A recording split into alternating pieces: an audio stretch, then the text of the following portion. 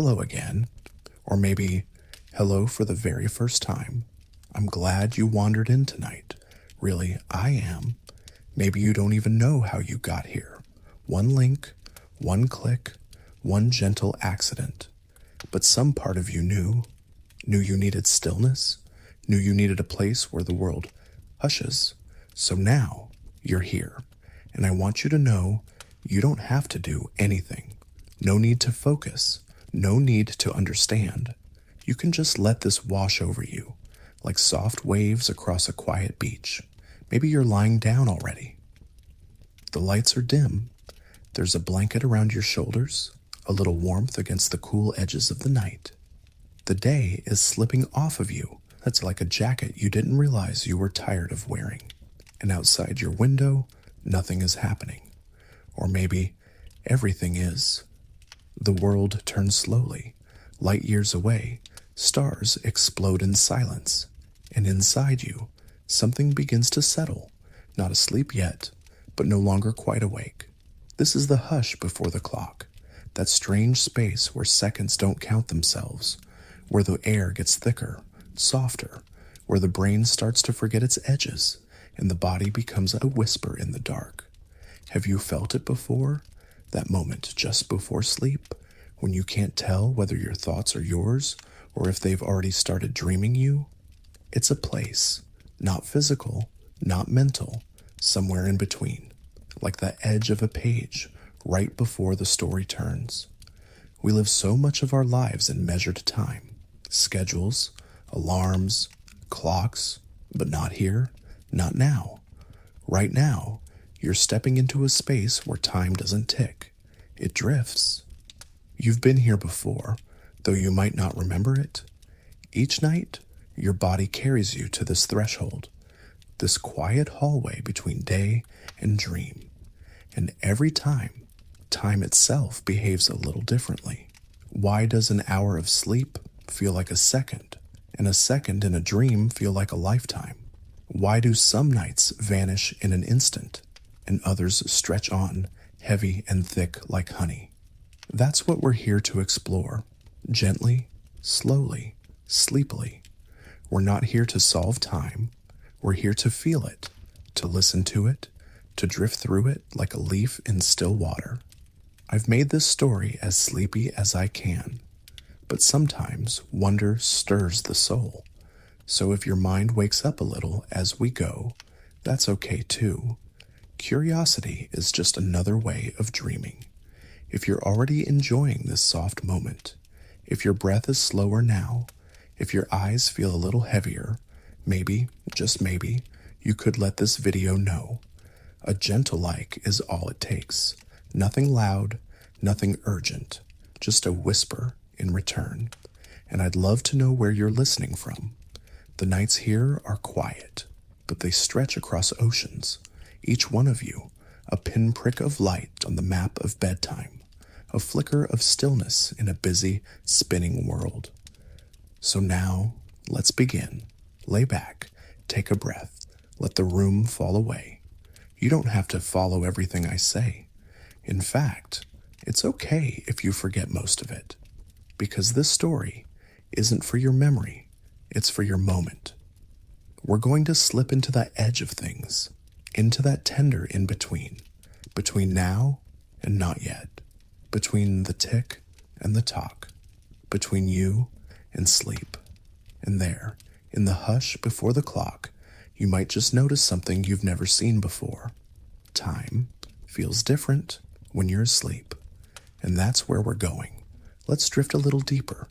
So what is this place you're floating into? Not quite a dream, not fully awake. It's the in-between, and it doesn't belong to clocks. In this liminal space, your body begins to quiet, but your mind, it softens rather than stops. Thoughts come, but they don't stay. Memories arrive without origin. Words begin to lose their shape. It's here, in this hush, that something extraordinary begins. Time loosens. The tight thread that holds the seconds in a line, it starts to fray. And instead of marching forward, moments begin to float. Imagine this: a snow globe, gently shaken. The flakes don't fall, they hover, suspended, each flake a second, each second no longer obeying gravity or rules. That's what happens just before sleep. Your awareness begins to drift. You might think of a song from your childhood, then suddenly remember a percent, then forget what thought came before. Linear time dissolves, and in that dissolution, you feel something both strange and familiar: freedom. Because for most of our waking lives, we are inside time. It commands us. We obey its schedules, fear its limits. But here, in the hush, you begin to slip outside of it. Just a little, just enough. Do you feel it now? That weightlessness? Like your thoughts are walking through fog, but they're not lost. They're just not in a hurry anymore. This moment, this quiet unraveling, it holds something ancient, something deeply human. Before we had clocks, before we named hours and minutes, we had this, the feeling of night settling into our bones. We listened to the wind. We watched the stars shift. We dreamed without knowing what dreams were. Time was felt, not counted. And that feeling still lives in you. It returns every night, just before the first dream stirs. You might not notice it most nights. You're tired, you're distracted, you fall. But tonight, you're floating, not falling, not yet, just floating in the stillness. They say there's a name for this moment, the hypnagogic state. It's a threshold, a neurological hallway. Your brain waves begin to shift from the quick, buzzing beta waves of thought to the slower, gentler alpha waves. Your eyes may flutter, your breath shallows, and images, strange, disjointed images, might flash behind your closed lids. Not dreams, not yet, just fragments. The mind, it's whispering to itself. Some people hear voices, others see light. Some feel like they're falling, only to twitch awake with a jolt. All of it, completely normal, completely human, because the border between wakefulness and sleep is not a line. It's a fog, and every night you cross it, but you never cross it the same way twice. That's what makes this space so special. It's the only part of your life where time never behaves the same way twice. You might lie here for 5 minutes and feel like it's been an hour. Or you might sink so quickly that you forget the moment even existed. You close your eyes, and then it's morning. A whole night vanished, like ink evaporating from paper. What happened to the hours? Where did they go? That's the mystery we're floating into. But we're not in a rush. This isn't a race to answers. It's a gentle unfolding, like watching a flower bloom in a garden that only exists behind your eyes. So for now, just rest in this moment, this hush, this breath. Because here, in this soft and sacred silence, you're not bound by time. You're simply with it, as it changes its shape around you. No pressure, no urgency. You don't need to understand everything I say. You don't need to remember it. You don't even need to stay awake. Just be here, in the hush before the clock. Have you ever listened to the silence of a room that remembers you? Not the noise you bring to it, but the quiet that was already there. The hush beneath the hum of the fridge. The way the air feels still, but somehow alive. It's like the room is waiting, not for anything in particular, just waiting with you. This is the atmosphere just before sleep. The world becomes an echo. Your thoughts no longer push forward. They circle like leaves caught in a breeze.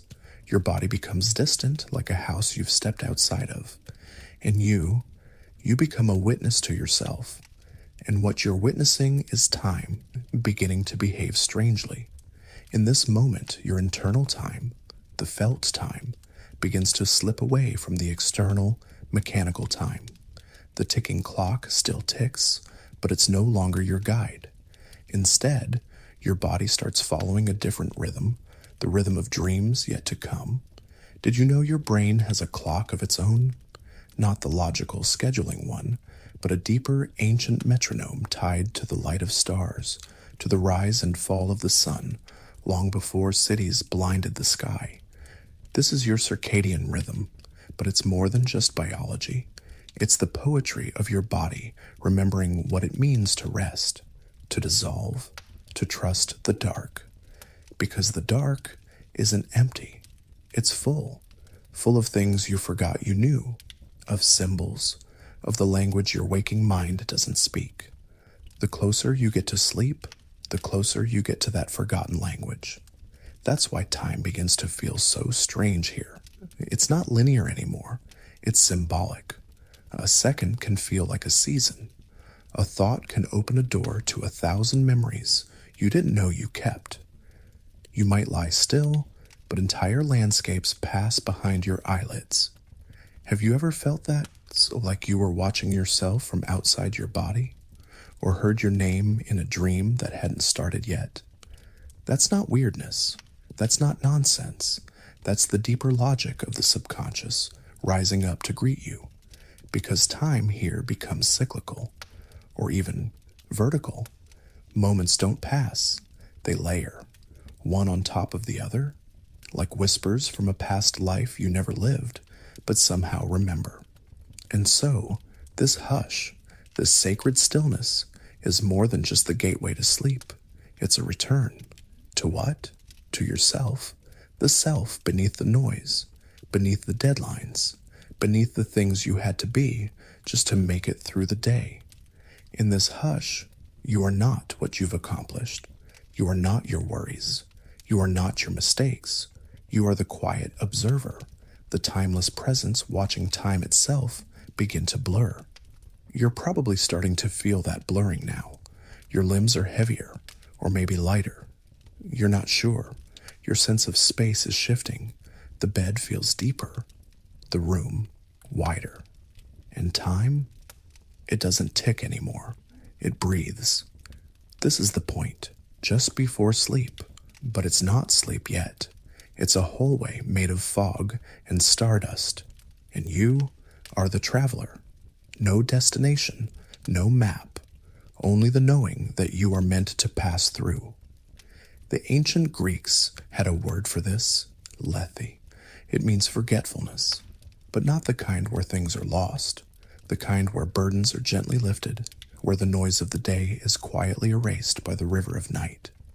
And maybe that's what this hush really is, a river.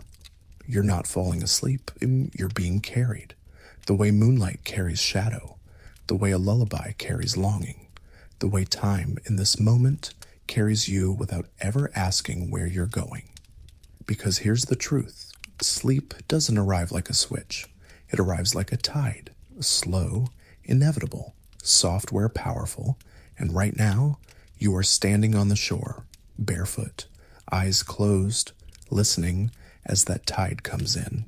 There's nothing to do, nothing to hold, no thought you need to chase, no feeling you need to fix. The world can wait. Time can wait. You are allowed to simply drift. So go ahead. Let the hush carry you. Let the moment stretch without edge. Let the ticking fade until all that remains is breath and the soft hum of a universe spinning quietly inside your chest. Welcome to the threshold. We've only just begun. The moment your eyelids close, the world does not vanish. It simply begins to rearrange itself behind the scenes. You may think of sleep as a single gesture, like switching off a light. But your brain, ancient and complex, does not yield to sleep all at once. It falls away in fragments, piece by piece, like dusk, bleeding into night. Some parts drift into silence, so others stay behind to listen, to remember, to protect. This is not rest, not entirely. It is a transition, a quiet choreography of cells and circuits, retreating into sleep like waves folding back from the shore. Even now, as you lie still, there are regions of your brain still half awake. Your thalamus, the gatekeeper of sensation, begins to close the doors to the outside world, but it doesn't shut them completely. A sudden noise, a strange shift in temperature, or the faint sound of your name can still echo through the sleeping corridors of your mind. It listens while you dream. It stands guard. And then there's the hippocampus, the part of you that remembers. While most of your body drifts into paralysis, this part of your brain stays busy. It sifts through the day's fragments, faces, voices, feelings, deciding what will be saved and what will be forgotten. You are not conscious of this, but somewhere deep within, a librarian is working through the night. Sleep is not one thing. It is many things occurring at once, cycles within cycles. Scientists call them stages, but they are more like seasons. You pass through them as if floating downstream, light sleep, deep sleep, rapid eye movement, and in each, time behaves differently. In deep sleep, the minutes disappear. It is the blackest part of the night, where dreams do not visit and memories do not form. Your brain waves slow, your heart softens, your body forgets that it's even a body. It is the silence between thoughts. And then, without warning, your brain surges into vivid motion. You enter REM sleep. Dreams arrive, strange and bright, like paintings made of emotion. And something strange happens here. Time, as you know it, begins to bend. You may have experienced it, the sensation of dreaming for hours, only to awaken and find that just a few minutes have passed. Or the opposite, a dream that feels like a flicker, yet has stretched across the entire night. This is not your imagination. It is a glimpse into a deeper truth, that your experience of time is built, not found. And in dreams, that construction wavers. During REM sleep, your brain is as active as when you are awake, but the world it builds is internal. There's no sunrise, no ticking clock, no calendar. Time in this world is not measured by seconds, but by sensation. A moment of love can feel like an eternity. A nightmare can stretch on forever. A whisper in the distance can ripple through an entire imagined lifetime. This is because your sense of time is not rooted in the external world. It's created by the integration of sensory input, memory, and conscious attention. In sleep, all of these are altered. Your body no longer receives input from the outside world. Your muscles are paralyzed. Your attention floats. Your memory is suspended in a kind of liminal loop, aware but detached. As your brain moves through different sleep stages, it fragments even further. The front of your brain, the prefrontal cortex, goes dark. This is the part that organizes thoughts, keeps track of time, and asks questions like, does this make sense? Without it, the rules dissolve. Logic gives way to feeling. Sequence becomes a swirl. This is why dreams can feel infinite and disconnected at the same time. A lifetime in a second, second in a lifetime. You are still there, but you are everywhere at once, scattered across memories, stories, impressions, and fears. And time does not pass through you in sleep. You pass through time. In this state, consciousness becomes layered, like fog across a valley. You are both inside and outside the dream, both immersed and observing, both resting and remembering. Your body may lie motionless, but your inner self is still moving through strange landscapes that make no sense and yet feel utterly real. There are moments in sleep when your brain is almost awake. Micro-arousals, they're called. Brief flickers of wakefulness that you may never remember, but they leave traces. A strange feeling when you wake. A half-remembered voice. The sensation that something just ended. These are the thresholds. The places where the border between sleep and wakefulness becomes thin. And it's here, most often, that the warping of time is most intense. You might wake up and say, I just closed my eyes, even though you've been sleeping for hours, or feel like you've lived a whole story inside your dream, only to find that no time has passed at all. It's disorienting and beautiful, because it reminds you of something profound. That time is not a thing that happens to you. It's something your mind creates. And when your mind lets go, when it ceases to measure, track, and compare, time no longer behaves like a river. It behaves like a sky. You drift in it, without borders, without weight. You are no longer just asleep. You are dispersed. You are a story still being written by a brain that never truly stops. But if time begins to slip when consciousness fragments, what does that say about the self?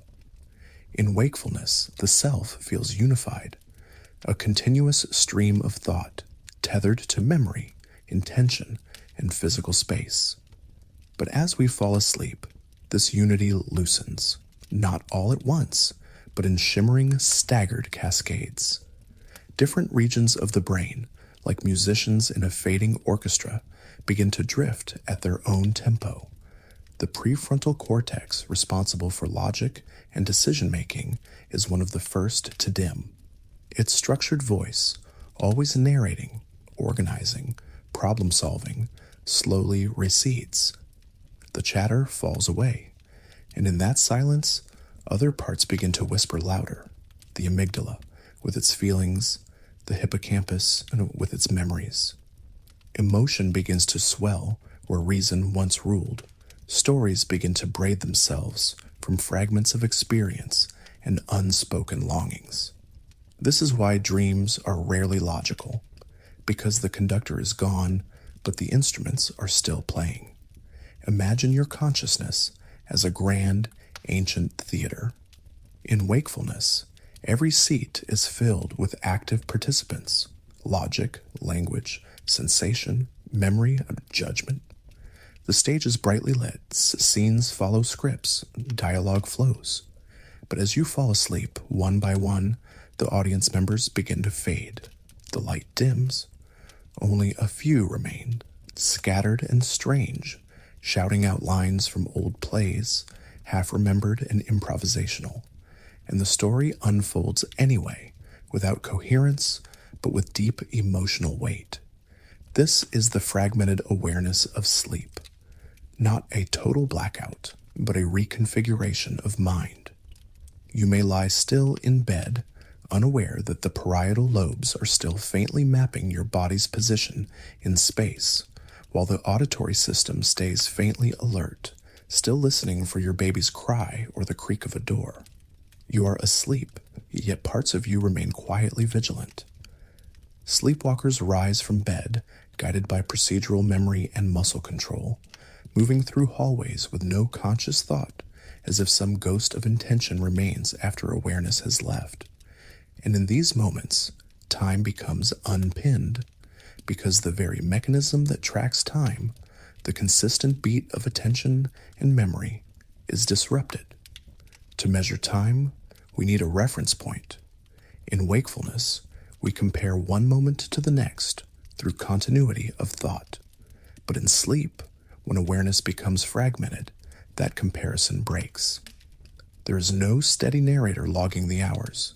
There is only sensation, image, emotion, free floating. This is why a dream that feels like hours can occur in the span of seconds, or why you might wake feeling as if you were never really gone at all, even though the clock says it's been 6 hours. Time stretches, compresses, folds in on itself, because your mind, untethered from linear tracking, is now painting time from the inside out. Consider this. When you're awake, time is a river, and you are floating downstream, watching the banks pass, feeling the current. But in sleep, you are underwater, where currents twist in spirals, whirlpools, and stillness. There is movement, but no clear direction. You are not watching time. You are within it. And within this disorientation, something beautiful happens. The self begins to dissolve. You are no longer the person with a name and a phone and a to-do list. You are now a dreamer, walking through memory clouds, speaking to the dead, flying through forests made of sound. And yet it all feels real, more real sometimes than the fluorescent sharpness of day, because your brain is still processing. It is still active, but the way it processes shifts. In dreams, emotional memory is prioritized over logic, symbol over sentence, feeling over fact. Your brain doesn't sleep all at once because you are not one thing. You are a symphony of systems, each with its own tempo, its own need. Sleep is not a shutdown. It is a negotiation between parts of you that want to stay and parts of you that want to let go. And in this quiet compromise, you become something stranger than sleep and more mysterious than wakefulness. You become a dreamer. And the dreamer doesn't count time in seconds. The dreamer counts in shadows, in echoes, in the weight of emotion. Have you ever awoken with tears in your eyes from a dream you couldn't explain, or laughter from a memory that never happened? That is the power of fragmented sleep. It creates realities from the raw ingredients of you, scattered and beautiful and impossible to capture with a clock. This is why your brain doesn't sleep all at once, because even in rest, it seeks meaning. It stitches a sensation into story, and in doing so, it breaks time open. You think you're asleep, but some part of you is still listening, still weaving, still whispering through the silence, still dreaming. And so, as your consciousness gently fractures and slips into the folds of sleep, something strange begins to emerge, a kind of internal theater, not bound by the logic of daylight, but by the symbolic gravity of your soul. You're no longer watching the world, you're the world. A dream might place you in your childhood home, but it won't look quite right. The staircase is upside down. The hallway opens into the ocean. Your mother speaks, but her voice belongs to someone else. Yet none of this strikes you as odd while you sleep, because the brain no longer filters for reality. It filters for meaning. And meaning, in the landscape of fragmented sleep, becomes fluid, mutable, emotional, timeless. This is where the edges of identity blur. You are yourself in the dream, and yet, not entirely. Sometimes you're watching yourself from outside your body. Sometimes you're two people at once. Sometimes you're a bird, or a wave, or a shadow. It doesn't matter to the dreaming brain, because identity during sleep is not defined by continuity, but by resonance. Whatever you feel is who you are, and this is how time, too, gets rewritten. When your sense of self is fluid, your sense of time becomes fluid. Because what is time, really, if not a way to track the persistence of identity through change? But when identity is no longer fixed, when the you that dreams is not the you that awoke, then time becomes a swirling fog rather than a linear thread. It's why you can live an entire lifetime in a dream, fall in love, lose someone, build something, forget it, return, and wake up gasping as if some invisible history just collapsed inside you. The strange part is, your body never moved. The clock ticked only minutes. But inside your mind, galaxies spun and vanished. So this is the haunting beauty of a brain that doesn't sleep all at once. It's not a failure of function. It's a design. Because evolution did not build the brain for perfect rest. It built the brain for survival, for adaptation, for the ability to hover between awareness and surrender. And this in-between state, this liminal hum between day and deep sleep, is a gateway, a portal where time unravels and the psyche rearranges itself in silence. Consider the hypnagogic state, that thin, melting border between wakefulness and sleep. You've felt it before, when your body is still, but your mind begins to hallucinate softly. Shapes appear behind closed eyes. Words that weren't yours float into your thoughts. You hear music that no one composed. This is the doorway into the surreal, and it's here that many artists, mystics, and thinkers have lingered, precisely because time slips away, and what remains is pure imagination, untethered from chronology. Edison used to nap while holding ball bearings in his hand. The moment he began to doze and drop them and clatter, he'd wake, snatch the images that had emerged in the dream space, and return to work with fresh ideas. Dali did something similar, as did Tesla, as do many lucid dreamers today. Because when the brain is not fully asleep, but not fully awake, it becomes a vessel for non-linear vision. You're not just resting, you're reprogramming. And in this process, time becomes irrelevant. Or perhaps more accurately, time becomes internal. You're no longer tracking the seconds passing outside. You're sensing the rhythm of something deeper, a heartbeat behind the heartbeat, a clock that ticks in images and instincts and soul weather. This inner clock doesn't measure duration, it measures depth. And depth, unlike time, does not move in one direction. You can fall into a single moment and feel a universe there. You can drift through 1,000 scenes in the space between two snooze alarms. And when you wake, groggy, soft, full of colors that don't have names, you might wonder, where was I? But there is no map to that place, no hourglass to tell you how long you were gone, because you, the waking self, wasn't entirely there. Sleep fractures the self, and in doing so, it gives you access to experiences that aren't possible in the fixed, linear world of the day. This is why the sleep feels like death to some and like flying to others. It's why the mind sometimes clings to the edge of wakefulness, afraid to let go, and sometimes dives in like water, desperate for the softness of dissolution. Because sleep isn't one thing, it's many. And your brain doesn't sleep all at once because your self doesn't die all at once. It sheds itself slowly, lovingly, layer by layer, until what remains is a quiet, flickering core of being, not thinking, not doing, just being, floating in a world where clocks don't tick, but dreams still bloom. And when you finally drift into the deeper stages of sleep, into slow-wave stillness and REM, even then, your brain doesn't fully let go. Certain regions remain alert, flickering in quiet surveillance. The limbic system, for instance, the seat of emotion, stays unusually active. That's why dreams often feel so intense, so personal, so vivid in feeling, even when they make no logical sense. And the prefrontal cortex, the part of you that plans, rationalizes, and self-edits, largely dims down. This is why, in dreams, you're rarely critical of the strange. You don't question the impossible.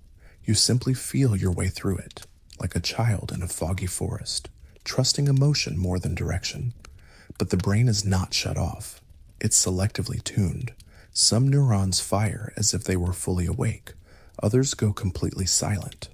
This patchwork pattern of sleep allows you to process trauma without reliving it.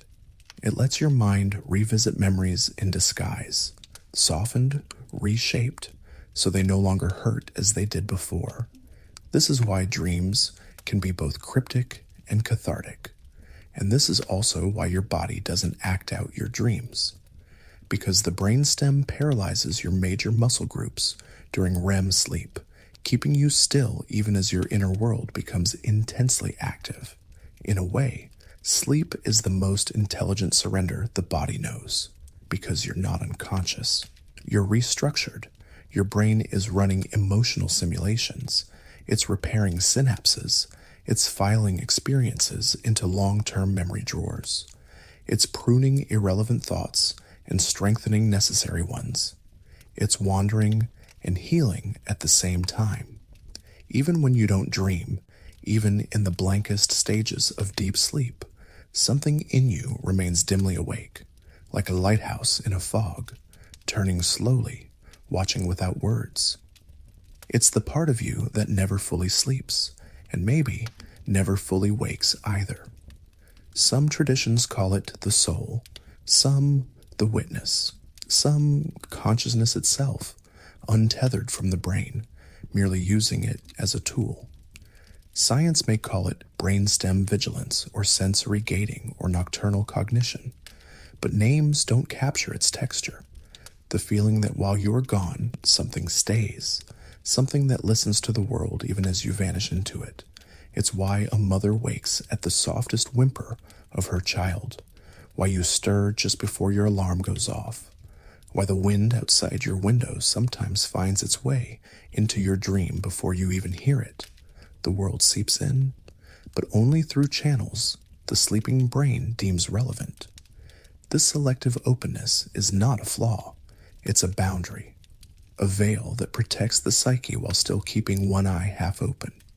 And when you wake, slowly, groggily, half-formed, it's not a switch that flips, it's a tide that rises. Your memories return in fragments. Your sense of time rebuilds itself, piece by piece. Your name, your room, your body, all rediscovered in soft revelation. And sometimes, if you listen closely, you can still feel the echo of the place you just left.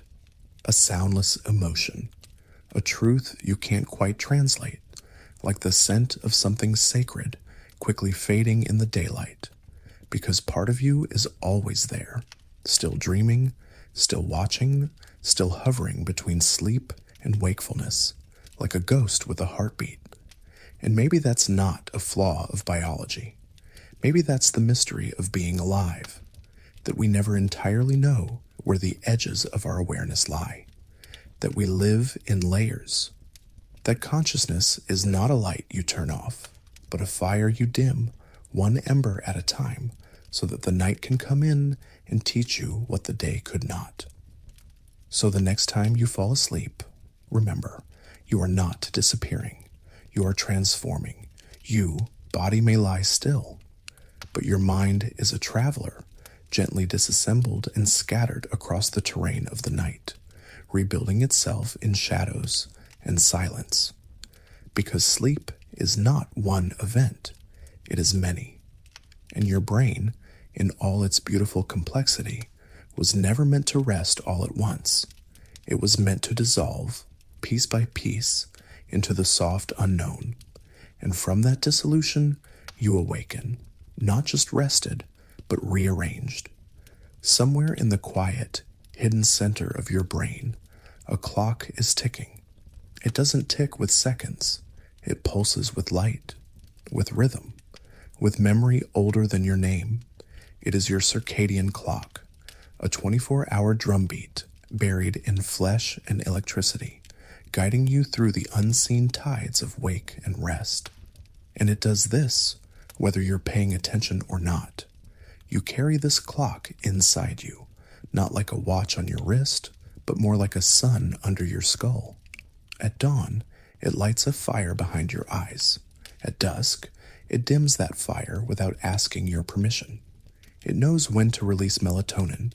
It knows when your body temperature should rise or fall. It knows when cortisol should sharpen your thoughts, and when to ease them into fog. But what's most remarkable is that this clock keeps time, even when there's no light at all, even in total darkness, trapped in a cave for weeks, lost in the belly of a submarine, or lying in a windowless hospital room. Your inner rhythm continues, as if the body still remembers sunlight even when the sun is gone. Somewhere deep in the suprachiasmatic nucleus, a cluster of neurons behind your eyes, the body sings an ancient song of light and shadow. And this song has been playing for millions of years, long before we had cities, before we had clocks, before we named anything at all. Because before we measured time, we felt it, felt the chill that comes before sunrise, felt the quiet that deepens after dusk, felt hunger rise with noon and calm with twilight. These are not coincidences. They are the architecture of our biology, sculpted by rotation, repetition, and the predictable dance between darkness and light. But here's the strange part. You live in two times at once. There is the external time, the time of clocks and calendars, alarms and appointments. And then there is internal time, a rhythm entirely your own, a rhythm that doesn't always agree with the world outside. Sometimes your body wants to sleep at noon. Sometimes it wants to stay awake past midnight. Sometimes you wake up before the alarm, as if your inner tide already knew. And when these two times fall out of sync, when your body still believes it's night, but the world insists it's morning, you feel it. Jet lag, insomnia, exhaustion that has no explanation, a sense that you're always chasing something just out of reach. That time is slipping sideways, even though the clock keeps moving forward. This is the conflict. You are a creature of sunlight, living in a world ruled by schedules, and your circadian rhythm doesn't always care what time it is. Your internal clock is not a machine. It's not mechanical. It's not cold or precise like a ticking metronome. It is alive, a rhythm written in molecules and light, a slow heartbeat that governs everything from your dreams to your digestion. Every cell in your body carries its own tiny rhythm. Your liver knows when to release glucose. Your gut knows when to slow down. Your skin even heals faster during certain hours of the day. This clock isn't just about sleep. It's about everything. And yet, most of the time, you don't even feel it moving. It's like a lighthouse, hidden deep beneath your skin, turning in slow, invisible circles, sweeping its light across your inner ocean, marking out the moments when your body is ready to act and when it longs to rest. Have you ever noticed that some hours feel sharper than others?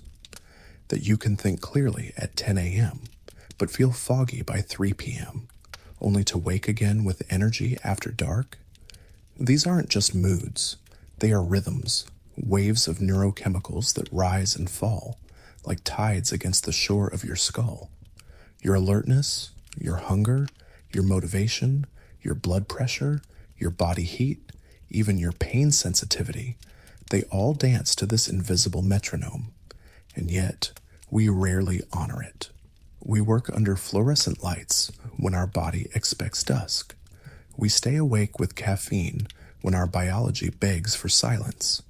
We stare at blue screens, sending false signals to that ancient clock, telling it the sun hasn't set. And then we wonder why we can't sleep. We wonder why mornings feel like drowning, or why our thoughts race at midnight when the world around us has gone quiet. You are not broken. Your rhythm is simply confused. And when you fight that rhythm too long, you begin to lose your sense of time altogether. You wake up unsure if it's 3 a.m. or 3 p.m. You eat without hunger. You sleep without rest. You float through the day like a ghost haunted by a clock no longer ticking in sync. Because time is not just something you observe. It's something you embody. You are a rhythm. And when that rhythm is disturbed, so is your perception of the world. This is why some days feel like years, and some years vanish like smoke. It's why you can be awake and still feel untethered, like the thread of now has snapped, and you're drifting through a loop you can't name. But that clock inside you is still there, quietly humming beneath all the noise, waiting, ready to resync with light and dark, with warmth and stillness, with what the body has always known. It doesn't demand, it doesn't punish. It simply pulses like a second soul, gently pulling you back into the rhythm of being alive. Even in total darkness, your body knows what time it is. This is one of the most haunting facts in sleep science, that you could live in a sealed cave for weeks, with no sunrise, no clocks, no contact, and still, your internal rhythms would continue. They would drift a little, extending closer to 24.2 or 24.5 hours, but the cycle would remain. You would still feel sleepiness fall like dusk, wakefulness rise like dawn, because the clock isn't learned, it's inherited, etched into your DNA by thousands of generations who lived and died under the slow wheel of the sky. There are cells in your brain, tiny clusters in the hypothalamus called the suprachiasmatic nucleus, that pulse with time like a living metronome. These cells don't think, they know. They respond to light with extraordinary sensitivity. A single beam in the morning can reset the whole rhythm, realign the entire orchestra. This is why jet lag feels like illness, why shift work disorients the soul. Because when the inner sun is misaligned with the outer sky, the body mourns. It feels as if it's been pulled out of its natural orbit, disjointed, displaced. And this dissonance affects more than just sleep. It shapes how you experience the passage of time itself. Think about those moments when time feels thick, when hours feel sticky, like you're moving through syrup, or when entire days evaporate, as if memory forgot to press record. That distortion is not imagined. It's biological. When your internal clock is disrupted through stress, sleeplessness, artificial light, or just the noise of modern life, your ability to mark time, to anchor yourself in the present, becomes unmoored. It's as if your awareness is no longer flowing in a straight line, but breaking into fragments, looping back, skipping ahead, dissolving. You wake up with no sense of continuity. You forget what day it is. You lose the narrative thread of your own week. This is not failure. It's feedback. Your body is whispering. The rhythm is broken. And when that rhythm is restored, not forced, but gently aligned, everything changes. You begin to feel time again. Not the numbers, not the calendar, but the deeper time, the pulse beneath the hours, the wave that carries you from energy to calm, from rest to alertness, from light into dreaming. This rhythm doesn't need fixing. It needs listening. It's not a clock you wear. It's a compass within your bones. It doesn't point to hours. It points to harmony. So tomorrow morning, when the light first touches your eyelids, pause. Let it in, not just into your room, but into your rhythm. And when the night returns, honor it. Dim the world. Let the pulse slow. Because when you live in sync with that ancient tide, you stop chasing time and start inhabiting it. There's a place you go every night where clocks have no power, where seconds stretch and bend and the line between before and after dissolves. That place is your dream. And in that strange landscape, time is not measured. It's felt. You could fall asleep for 10 minutes and live a century inside a memory. You could close your eyes and awaken in a city built from your childhood, your fears, your unfinished conversations. You walk through a second that takes an hour. You blink and wake up decades later in a different emotion. Dreams don't obey the rules of chronology. They obey the laws of emotion. In dreams, the measurement of time becomes irrelevant because meaning becomes the metric. That's why one moment can feel eternal if it holds grief or love or fear, and why long stretches can vanish if they hold only static. The dream doesn't ask, how long did this take? It asks, how deep did this feel? But what's astonishing is that even inside this fog, there's a hidden clock still ticking. Lucid dreamers, people who become aware they're dreaming, have shown that time in dreams isn't just chaos. In experiments, they've been asked to perform tasks, counting to 10, solving math problems, clenching a fist, blinking twice, and when they're woken up, the time that passed in the dream almost matches the time on the outside. Not perfectly, but close enough to suggest something remarkable, that dreams can run in real time. It's not that time disappears when you sleep. It's that it becomes flexible. Your brain detaches from the rigid framework of linearity. Instead of marching from one moment to the next, you begin to fold moments inside one another. You can fall backward into a memory, skip forward into a fear, repeat a second again and again until it becomes a story. Time inside dreams is like water in your hands. You can cup it, swirl it, splash it across 1,000 scenes, but you can't hold it still. You may have woken up with the feeling that you've lived an entire life in your sleep, that something profound happened, some vast emotional unfolding. And then, just like that, it's gone. You try to remember what you saw, who you were, where you were going. But the threads evaporate. This isn't failure of memory. It's the nature of dream time. Dreams are not stored the way waking events are. They imprint more on feeling than fact. They leave behind emotional fossils, echoes, not events. You don't remember the conversation. You remember how it made you ache. You don't recall the place. You remember the color of the air. In your dreams, time does not flow. It blooms. And when you wake, you don't step out of a timeline. You fall out of a mood. That is why dreams matter.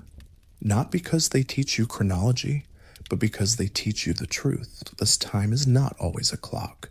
Sometimes it's a memory disguised as a moment. But let's step back.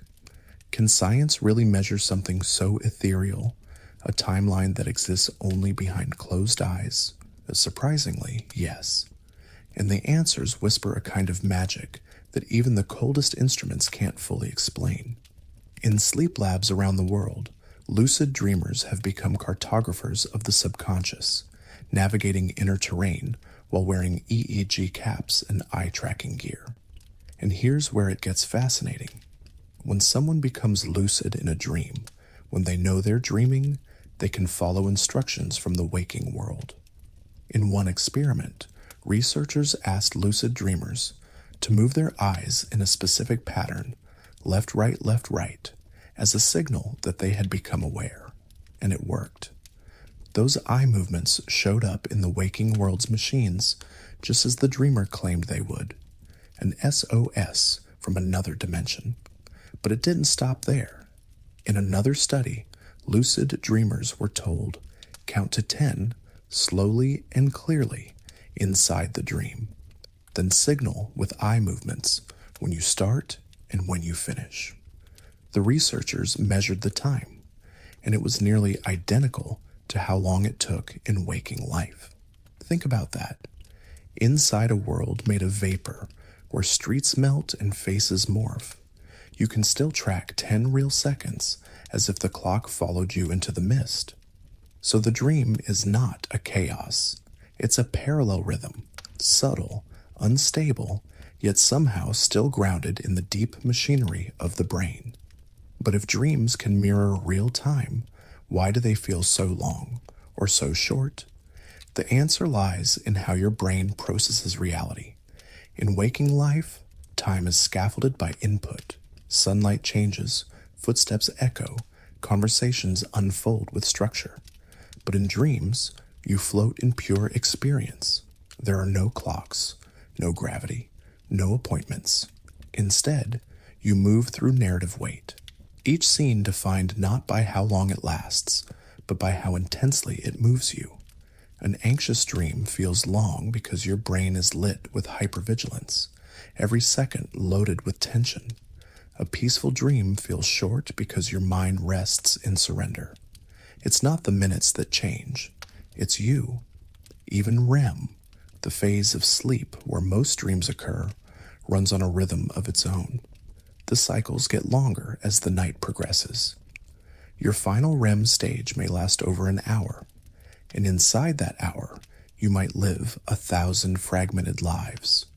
You might cry in languages you don't know, speak to people you've never met, grieve things that never happened, yet your body never leaves the bed, and your brain, in some quiet, mysterious way, is still counting.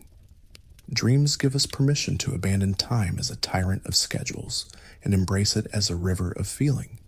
They remind us that experience can't always be sliced into neat pieces, that something lasting doesn't need to be long, and something brief can carry the weight of a lifetime. But perhaps the most haunting thing about dream time is how familiar it feels, as if it's not a foreign realm, but a forgotten one. You've been here before, haven't you?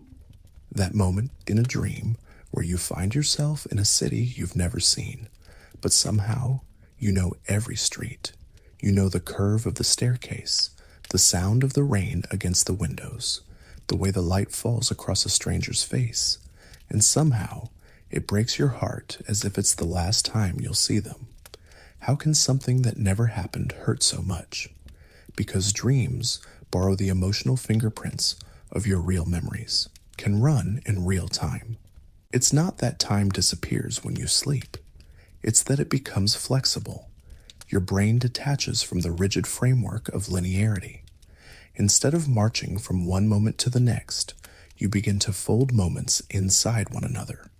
You can fall backward into a memory, skip forward into a fear, repeat a second again and again until it becomes a story. Time inside dreams is like water in your hands. You can cup it, swirl it, splash it across 1,000 scenes, but you can't hold it still. You may have woken up with the feeling that you've lived an entire life in your sleep, that something profound happened, some vast emotional unfolding. And then, just like that, it's gone. You try to remember what you saw, who you were, where you were going. But the threads evaporate. This isn't failure of memory. It's the nature of dream time. Dreams are not stored the way waking events are. They imprint more on feeling than fact. They leave behind emotional fossils, echoes, not events. You don't remember the conversation.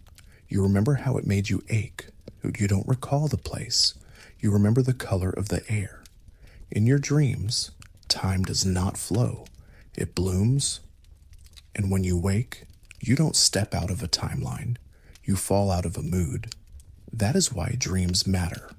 Not because they teach you chronology, but because they teach you the truth. This time is not always a clock. Sometimes it's a memory disguised as a moment. But let's step back. Can science really measure something so ethereal, a timeline that exists only behind closed eyes? Surprisingly, yes. And the answers whisper a kind of magic that even the coldest instruments can't fully explain. In sleep labs around the world, lucid dreamers have become cartographers of the subconscious, navigating inner terrain while wearing EEG caps and eye-tracking gear. And here's where it gets fascinating. When someone becomes lucid in a dream, when they know they're dreaming, they can follow instructions from the waking world. In one experiment, researchers asked lucid dreamers to move their eyes in a specific pattern, left, right, as a signal that they had become aware, and it worked. Those eye movements showed up in the waking world's machines just as the dreamer claimed they would, an SOS from another dimension. But it didn't stop there. In another study, lucid dreamers were told, count to 10 slowly and clearly inside the dream, then signal with eye movements when you start and when you finish. The researchers measured the time, and it was nearly identical to how long it took in waking life. Think about that. Inside a world made of vapor, where streets melt and faces morph, you can still track 10 real seconds as if the clock followed you into the mist. So the dream is not a chaos. It's a parallel rhythm, subtle, unstable, yet somehow still grounded in the deep machinery of the brain. But if dreams can mirror real time, why do they feel so long or so short? The answer lies in how your brain processes reality. In waking life, time is scaffolded by input. Sunlight changes, footsteps echo, conversations unfold with structure. But in dreams, you float in pure experience. There are no clocks, no gravity, no appointments. Instead, you move through narrative weight. Each scene defined not by how long it lasts, but by how intensely it moves you. An anxious dream feels long because your brain is lit with hypervigilance, every second loaded with tension. A peaceful dream feels short because your mind rests in surrender. It's not the minutes that change, it's you. Even REM, the phase of sleep where most dreams occur, runs on a rhythm of its own. The cycles get longer as the night progresses. Your final REM stage may last over an hour, and inside that hour, you might live 1,000 fragmented lives. You might cry in languages you don't know, speak to people you've never met, grieve things that never happened, yet your body never leaves the bed, and your brain, in some quiet, mysterious way, is still counting. Dreams give us permission to abandon time as a tyrant of schedules and embrace it as a river of feeling. They remind us that experience can't always be sliced into neat pieces, that something lasting doesn't need to be long, and something brief can carry the weight of a lifetime. But perhaps the most haunting thing about dream time is how familiar it feels, as if it's not a foreign realm, but a forgotten one. You've been here before, haven't you? That moment in a dream where you find yourself in a city you've never seen, but somehow you know every street. You know the curve of the staircase, the sound of the rain against the windows, the way the light falls across a stranger's face, and somehow it breaks your heart as if it's the last time you'll see them. How can something that never happened hurt so much? Because dreams borrow the emotional fingerprints of your real memories. They echo the architecture of feeling, not fact. They don't care if the event occurred, only that it meant something to you. A look you missed, a goodbye you didn't say, a version of yourself that could have existed in a slightly different world. In the logic of dreams, time bends to longing. That's why you can fall in love in a dream and wake up aching, because your body doesn't know the difference. The oxytocin flows, the nervous system reacts, your heart flutters, not from fiction, but from presence. In a dream, you are not imagining emotions, you are experiencing them.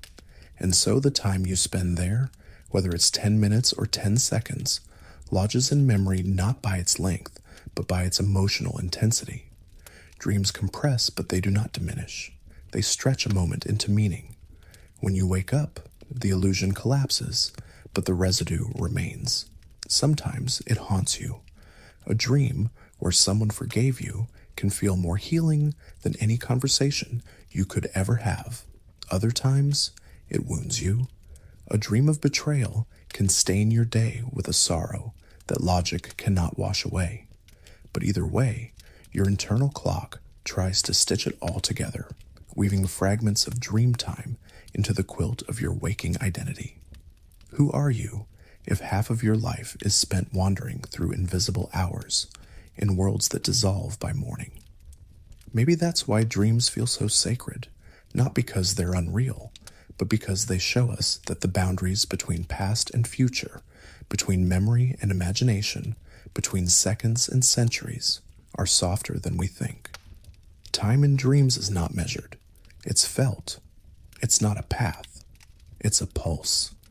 And when you lie down each night and slip across the veil, you are not escaping time. You are entering a different kind of truth, one written not in numbers, but in need. Out there in the dark, where stars curve around invisible giants, time forgets how to behave. Clocks, the proud guardians of precision, begin to stutter. Near a black hole, a second stretches, a minute sighs, and hours dissolve. This is time dilation, Einstein's quiet rebellion against the idea that seconds are sacred. Gravity doesn't just pull on matter, it pulls on moments. The deeper you fall into a gravitational well, the slower your time flows compared to someone far away. From the outside, you appear to drift, frozen in the pull of eternity. But from the inside, everything feels normal. Everything feels like now. That's the strange thing. Even when time slows, you don't feel it slowing. You just continue being. Now, fold that thought gently, carry it inward, and place it beside your sleeping mind. Because when you slip beneath the veil, something eerily similar happens. You lie down, close your eyes, and hours vanish in the blink of a thought. Time, for you, has thinned. What once marched forward now meanders. What once ticked now drips. And like the traveler near a black hole, you are suspended, not in space, but in self. Gravity warps space-time. But what then warps inner time? Could it be the weight of dreams? Einstein showed us that motion affects time too. The faster you move, the slower your time runs. Imagine a ship flying near the speed of light. Its passengers age slower than the world they left behind. Now consider this. While you sleep, your brain pulses with slow waves, your body stills, but your mind may race through entire lives. Is it possible that your consciousness flickers at the edge of light-speed thoughts? That in some deep, unconscious way, you are moving faster than the waking world can measure? So when you wake from deep sleep and it feels like no time passed, yet 8 hours have vanished, maybe that's not a trick. Maybe it's a truth. The physics of drifting isn't just for stars. It's woven into your pillow. You are the astronaut of your own night, suspended in the gravity of memory, drifting through the folds of self, a silent witness to the elasticity of now. Now we go smaller, past the stars, past the atoms, past even the particles that build the dream of matter. We enter the realm of quantum mechanics, where rules loosen and reality becomes suggestion. Here, particles don't sit still. They tunnel. They appear where they shouldn't, not because they broke a wall, but because the wall never really existed. And in this, you might recognize something. A dream that makes no sense, but feels like it does. You step through a memory that never happened. You arrive in a place you've never been and know it like home. That's quantum tunneling, not as an equation, but as an experience. In your sleep, you move through meaning the way particles move through matter, effortlessly, inexplicably. Then there's superposition, a particle that is not here or there, but both, until it's observed, until it's known. What is dreaming if not your mind in superposition? You are neither awake nor fully gone. You hover in between.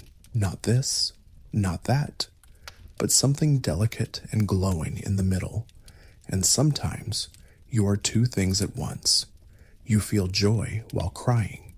You relive grief, but with peace. You are young and old, past and future, whole and breaking. This is the quantum logic of dreams, where contradictions aren't flaws. They are the rules. Physicists speak of entanglement, a deep connection between particles that persists across space and time. Touch one, and the other flinches, no matter how far away. Is it so strange, then, that in your dreams you feel the breath of someone gone? That a place you once loved returns without asking? In the physics of drifting, memory is non-local. Emotion is instantaneous, and the heart has no concept of distance. Time in this realm is no longer a line. It's a shimmer, a probability cloud, a soft, trembling field of maybes. When you dream, you don't just recall moments. You re-enter them. You reshape them. The past bleeds into the present. The future arrives early, and all of it, every aching, glowing second, is now. So maybe that's the secret, that sleep isn't an escape from physics, but a deep plunge into it. You aren't leaving reality. You're falling through its deepest folds, the ones too small, too strange, too beautiful to be seen while awake. And in that fall, you remember something the waking world forgets, that time is not just what moves forward. Time is what holds you, gently, quietly, through the night. You may think you're still right now, lying there, body calm, wrapped in the quiet. No footsteps, no words, no movement. But nothing stands still. Even now, your body is blooming with motion. Inside you, cells are dying, being born, replacing themselves like waves crashing against the shore of your skin. Blood spirals through capillaries. Neurons flicker like stars. Bones vibrate quietly with the rhythm of breath. Stillness is not absence, it's orchestration. You are not frozen. You are flowing, softly enough that the world forgets to measure. Look deeper. Even your thoughts, those quiet currents beneath awareness, they move. A memory stirs. A word unspoken lingers. A dream forms its first breath in the dark. You are changing, not loudly, but completely. Outside your window, the earth spins at over 1,000 miles per hour. You don't feel it, but it happens ceaselessly. The moon is drifting away from us, an inch each year. Even the sky forgets how to stay. Mountains erode, rivers bend, stars burn out. Everything, even the eternal, melts. And so we ask, is anything ever truly still? Or is stillness just the name we give to motion we can no longer perceive?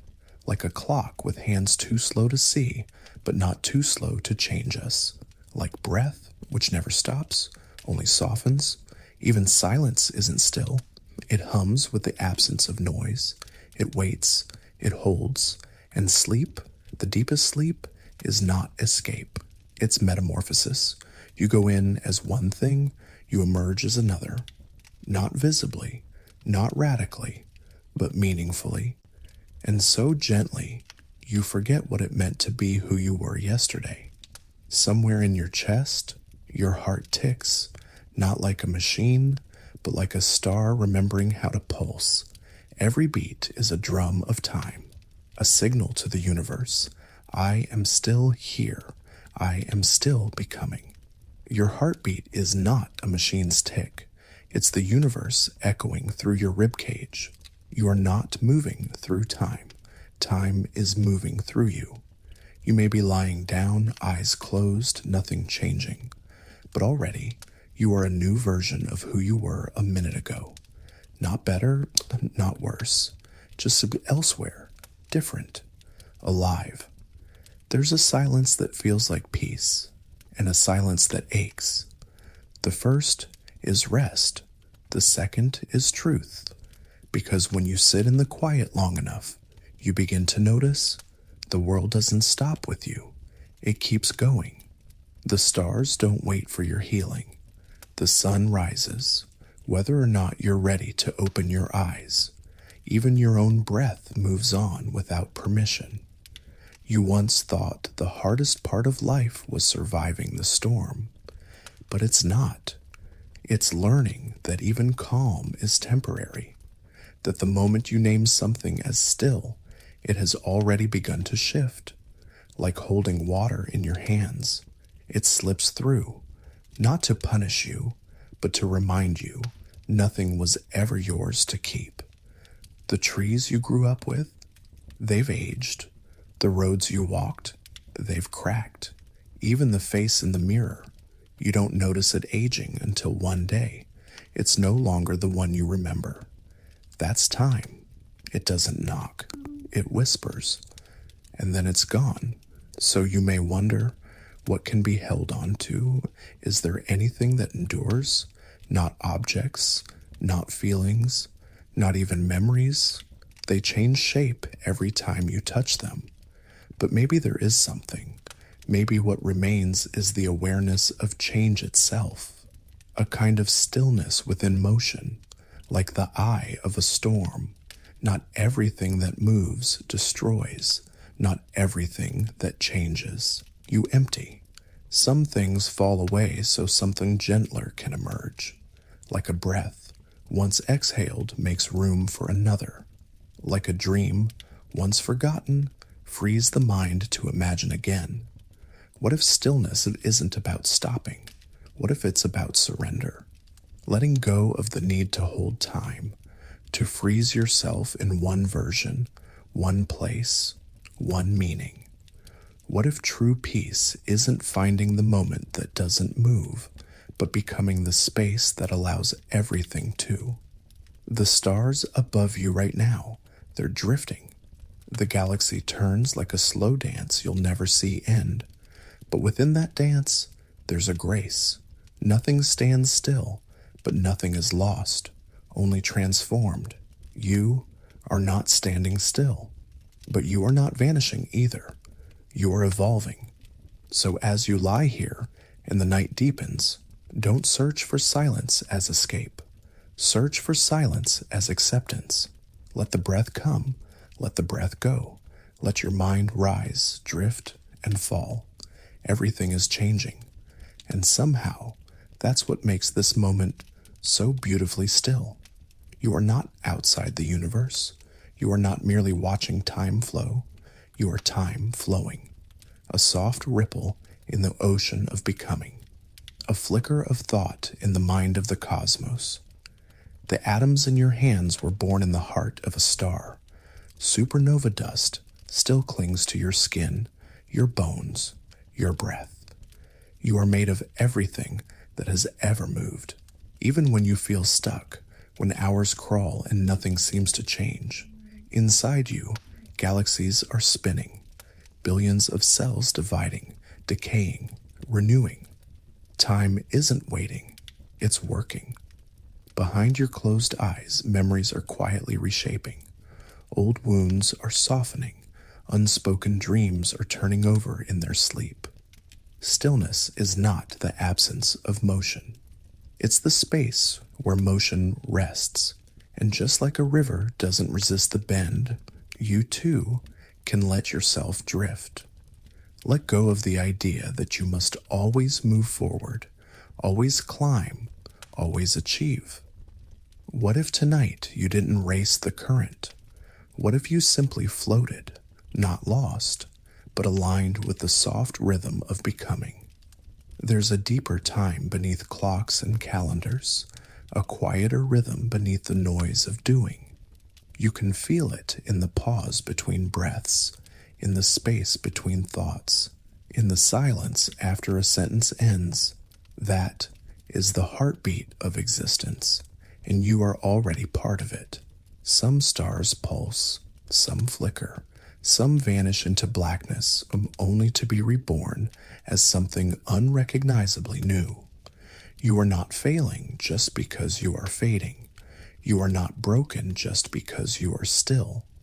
You are in rhythm with a cosmos that never holds a single shape for too long. You're not missing out. You're participating in the grandest unfolding there is. So let it unfold.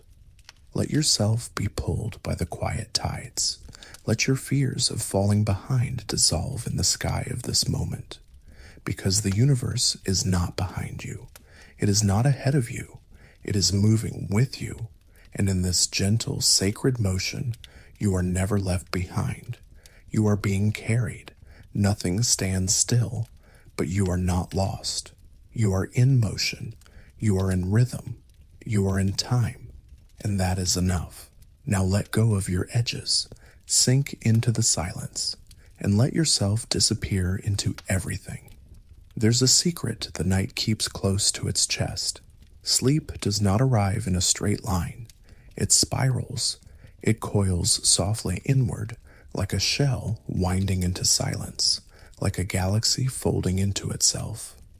You are not diving downward. You are circling gently, orbiting deeper and deeper into yourself. The first layer is the shallow sea. Stage 1. This is where your body begins to drift.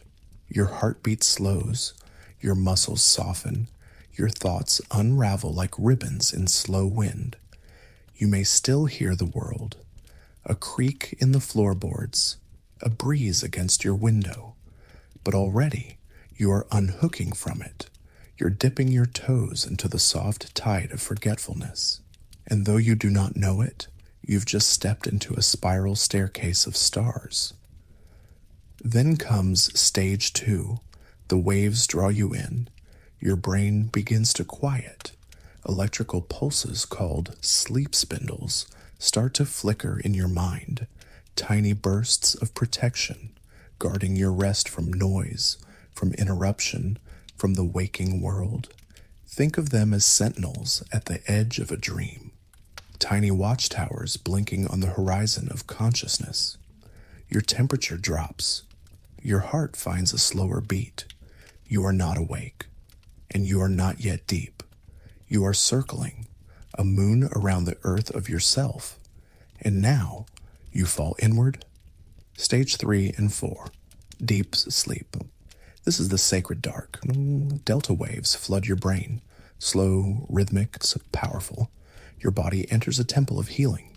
Tissues repair, memories solidify, Growth hormones whisper into your bones. Inflammation settles. The immune system reorganizes itself like monks silently tending a midnight library. You are not aware of any of it, and that's the miracle. You do not have to try. Your body knows this pattern, this spiral of descent. Even without your will, it remembers the choreography of healing. And so, it dances, quietly, faithfully. Then something strange happens. You begin to rise. You do not climb like a ladder. You loop, curving outward from the deep toward the shimmering membrane of REM sleep. Rapid eye movement. A theater of flickering lights behind your closed lids. Your body is paralyzed, your muscles frozen by design so that your dreams won't turn into actions. But your mind, it lights up like a planetarium of possibility.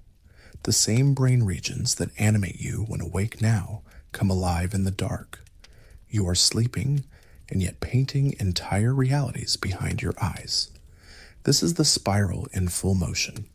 Down through light sleep, deeper into the delta dark, up again and through the glowing cloud of REM.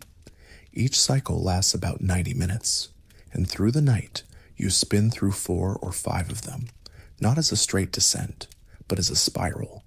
Each loop is a circle around a dream, each return a soft re-encounter with a deeper layer of rest. And here's the beauty. The deeper you go, the wider your dreams become. You are a planet turning. You are a tide breathing. You are a wave curling back to shore, again and again, each time in a slightly different way. Nothing repeats exactly, but everything returns. Sleep is not absence. It is recurrence. It is the body remembering how to surrender. It is the mind rewriting itself in ancient tidal rhythms. Your dreams, too, spiral. They often return with familiar landscapes. A hallway from your childhood, a face you don't remember until it visits you again. This is not failure of imagination. This is the recursion of meaning. Your psyche is telling stories in echoes, not to bore you, but to teach you how themes evolve. The first telling is surface, the second, a whisper beneath, the third, a truth you never saw coming. In this spiral, your dreams become more than escape. They become your secret teachers. So let yourself spiral. Let your descent feel sacred. You are not sinking. You are orbiting inward into the galaxy of self. And every return to REM is a new angle on who you are becoming. And so the night unwinds again. The spiral turns not once, but repeatedly. 4, sometimes 5 revolutions through the temple of dreams. Each cycle loops through a rhythm written into the flesh, into the neurons, into the dark behind your eyes. The second loop is deeper, quieter, more distant from the world that wakes. Stage 3, then Stage 4, what scientists once called slow-wave sleep, arrives like a deep-sea current, almost imperceptible in its motion, but powerful in its pull. It's here that the brain becomes its stillest. The waves of electricity slow, wide, and long and deep. Delta waves, they're called, like ocean troughs that carry no storm, only the weight of silence. In this state, your body begins its quiet repairs. Growth hormone is released. Muscles rebuild. The immune system whispers its instructions to the blood. Even memory, which felt shattered into fragments by the day, begins unknowingly to reassemble. Your hippocampus, that ancient librarian of experience, starts copying its scrolls into the safer shelves of long-term storage. You are not aware, but you are being remade. And though the dream world fades in this deepest valley of the cycle, something else becomes vivid, a kind of biological forgetting, a relief from needing to be, a loosening of the tight grip of personality. Here, in the dark folds of slow-wave sleep, you are no longer the story you tell yourself. You are just an organism, resting in trust. But the spiral doesn't stop here. The currents begin to turn again, upward this time, a slight lifting, like the feeling of returning from deep underwater. As the minutes pass, your brain stirs. Neurons begin to spark again, rhythms quicken, and with this renewed hum, dreams return. REM sleep, rapid eye movement. The theater opens. Here, in the second REM period of the night, the show is longer, more vivid, more chaotic, more soaked in symbolism. Your brain, no longer rebuilding your body, begins to reweave your emotions. It is in REM that the amygdala, your emotional sentinel, becomes unusually active. Fear, desire, confusion, hope, all flicker in this stage like the flash of lightning across an ocean horizon. Your eyes beneath your eyelids dart left and right, chasing a world that only you can see. Sometimes your heart speeds up. Sometimes your breath becomes uneven. The body is paralyzed, a gift perhaps, so that you do not act out the storm within. And yet, time flows strangely here. In REM, a few minutes of dreaming can feel like hours. A moment's sleep can birth a lifetime. The dream might carry you to your childhood home, to the edges of the cosmos, to a version of yourself that never existed, all within a span that a clock would barely notice. It's as if the spiral of sleep not only loops, it folds, curves, stretches time like warm glass. Then again, the cycle completes. A subtle stirring. You may not wake, but your consciousness brushes the veil. And then, like a tide receding, you descend again. Stage 1, Stage 2, Stage 3, the spiral repeats. But it's not a perfect circle. Each revolution through sleep changes in shape and intensity. The early cycles are dominated by deep sleep. The body mends, the mind unwinds. But as the night lengthens, REM grows longer, more elaborate. By the time you near morning, you may spend over an hour adrift in the theater of dreams, a final act before dawn. Sleep, then, is not a staircase, not a tunnel, not even a loop. It is a spiral galaxy, arms winding inward and outward, turning in patterns too vast for the conscious mind to track. And just like a galaxy, it carries you, not in straight lines, but in rhythms. Not toward a destination, but toward the remembrance of being alive. And what's most beautiful is that you don't control this. You don't have to think your way through these stages. You don't have to try to dream. Just as your heart beats and your lungs rise, your brain knows the choreography. It dances the spiral because it is the spiral.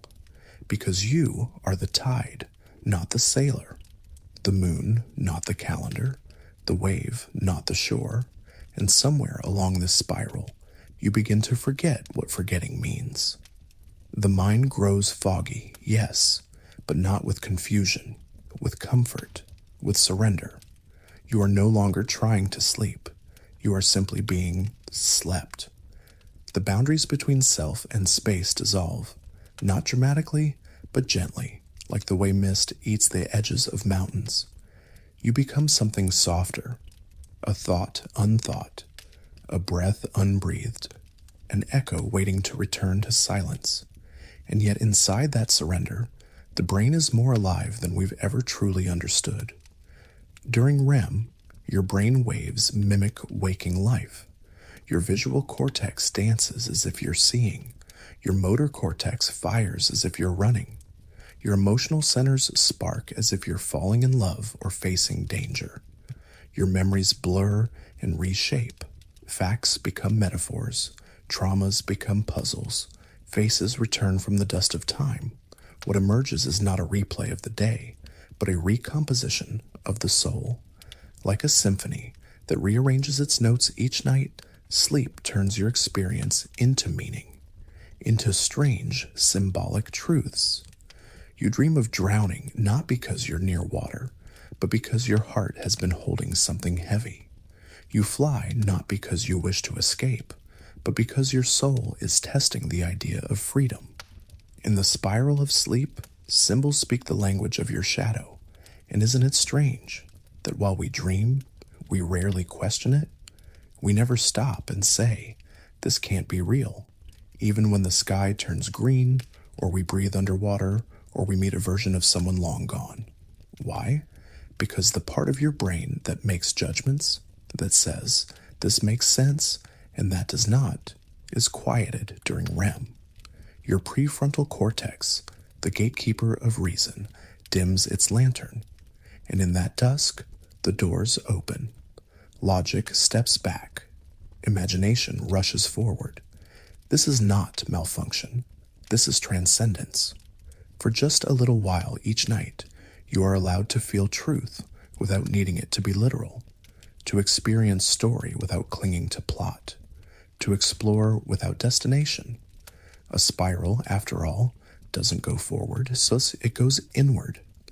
This is the true direction of sleep, not toward escape, but toward integration.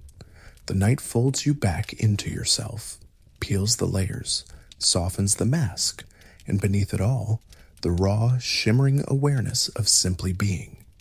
You may think you're unconscious during sleep, but that's not quite right. You are simply conscious in a different language, one without words, one without time. You are not gone. You are wandering.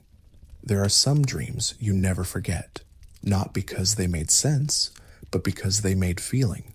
A room with no ceiling, a voice without a face, a moment so vivid, so tender or terrifying that it lingers even after coffee and conversation have swept away the morning fog. You can't always explain them, but they stay. Why? Because the sleeping brain does not just rest. It rewrites, not in sentences, but in circuits, not with reason, but with reverence. Every night, as your body falls still, your brain lights up, not in chaos, but in choreography.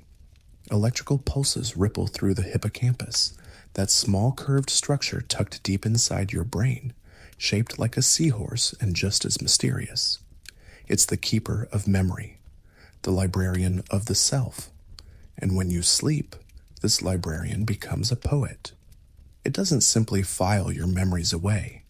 It weaves them into something more, something meaningful, something stitched with emotion, not just detail. It replays the day, but not like a tape recorder, more like a musician improvising from a theme. It picks the moments that mattered, the glance that made you feel seen, the silence that made you feel small, the mistake you didn't speak aloud, but still felt ashamed of. It holds those, amplifies them, runs them again and again, like waves lapping the same shoreline, smoothing the stones of experience until they become memory.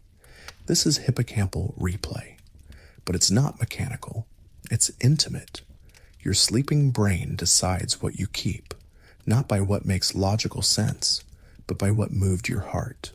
It favors the emotionally charged, the meaningful, the moments that stirred the body, tightened the throat, or made the pulse race. It's why you might forget what you had for dinner, but remember the sound of someone's laughter from 10 years ago, or the way a childhood room smelled just before a thunderstorm, or a dream of holding hands with someone you've never met, but somehow knew. Because memory is not a filing cabinet. It's a tapestry, and at night, your dreams are the loom. The threads are drawn from all corners of your life, not just from that day, but from years past, even decades. The dream state does not respect chronology. It has no need for time. It brings together what you've felt, not just what you've seen, and it lets those feelings echo, mutate, and merge. Sometimes you dream of someone you haven't thought about in years, and you wake up with their name on your lips, a strange ache in your chest, and no idea why. But maybe your sleeping brain found a piece of grief you never finished holding, or a joy you forgot you were allowed to feel. The emotional core of memory is what sleep defends, not the cold facts, but the heat beneath them. And perhaps that's why so many dreams feel more real than reality. They're not cluttered by logic. They're carved directly from your inner gravity, your wants, your fears, your longings, your love. Sometimes, the dreams we remember are not the strangest, but the ones that felt like truth, a place we've never been but somehow belong to, a conversation that never happened but healed something anyway, a goodbye we never got to say, but finally did behind the closed door of sleep. Some nights, the mind writes stories it doesn't want you to forget and hides them behind silence. And when you wake, you carry them, even if you don't remember the details, even if all that remains is a feeling, soft, flickering, like candlelight behind the ribs. You carry them still, because sleep is not an escape from self. It is a return to it. You are more than what you remember. But what you remember shapes who you believe you are. And night after night, beneath the hush of your breathing, your brain continues to shape you, not by adding new facts, but by choosing which feelings to keep and which to let dissolve. This is why sleep is not passive. It's editorial. Your mind is sculpting memory, carving out meaning from the raw marble of the day. And its chisel is emotion. When we sleep, the amygdala, the brain's emotional amplifier, stays remarkably active. In fact, it's often more active during REM sleep than it is during the waking state. The logic centers may dim, but the feeling circuits surge, as though the soul takes the stage while the ego sleeps backstage. In this theater of the night, stories are felt more than they are told. The logic of the day gives way to the language of metaphor, and the architecture of memory is rebuilt in symbols and sensations. A hallway becomes a lost childhood. A bird becomes a wish you never admitted. A burning building becomes the fear of being seen too clearly. Your mind does not lie when it dreams. It translates. And though the grammar is strange, the message is honest. Even your nightmares are trying to help you. They are not punishments, they are pressure valves. Your brain releasing what it cannot hold while awake. A recurring dream of falling isn't just fear. It's your body trying to find ground again after life left you weightless. A dream of being chased isn't always about danger. It's often the shadow of a truth you've been running from. And sometimes, a peaceful dream is not just rest, but reward. The mind's gentle thank you for enduring. You may not remember most of your dreams, but that does not mean they did not shape you. And just as the heart beats while you sleep, the soul also whispers. In that quiet, the mind softens and the walls of the waking self grow porous. Old memories come through, unspoken fears knock, unexpected beauty arrives, unannounced. And somehow, in that swirl of synapses and shadow, your brain decides what matters. Not just what to store, but what to keep alive. Because memory is not static, it is alive. It breathes and changes. Each time you remember something, your brain is not simply replaying a recording. It's reconstructing it, adjusting it slightly, merging it with who you are now. And this process happens especially in sleep. It's called reconsolidation. Think of it like dreams, pressing gentle hands against the wet clay of your memories, reshaping them, softening their edges, making them fit who you are becoming. This is why a painful memory may feel different over time. Less sharp, more bearable. Your sleeping mind has been smoothing it in the background. But the opposite is true too. A memory that was once quiet can suddenly return, loud and vivid, because something in your present stirred it back to life, and sleep gave it space to speak. We are constantly becoming, even in sleep, especially in sleep, because it's during sleep that the boundaries of self blur and the circuits of meaning run free. You are not just unconscious when you sleep, you are undergoing an emotional alchemy. And though the mind appears still from the outside within, it is dancing with light, with memory, with feeling, with truth. This is the soul in the circuit, the silent presence that guides the choreography, the unseen author that pens each night's script, not to confuse you, but to complete you. So if a dream haunts you, perhaps it's holding something you have not yet faced. And if a dream comforts you, perhaps it's carrying something you still need. The brain remembers in feelings, and in sleep, it learns how to forgive, not by forgetting, but by finding new forms. Even grief is remade in the dark, not erased, but reworded, softened into memory, made livable by repetition and reverence. In this way, your dreams are not separate from your life. They are part of its architecture, the spaces between the pillars, the softness beneath the weight. Some dreams fade the moment you open your eyes.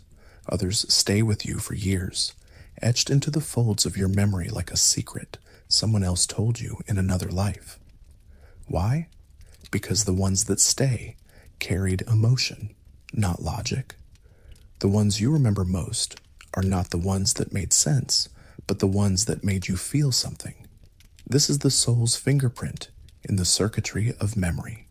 You are not a filing cabinet of facts. You are a constellation of feelings. When you sleep, your mind replays moments from the day, but not randomly.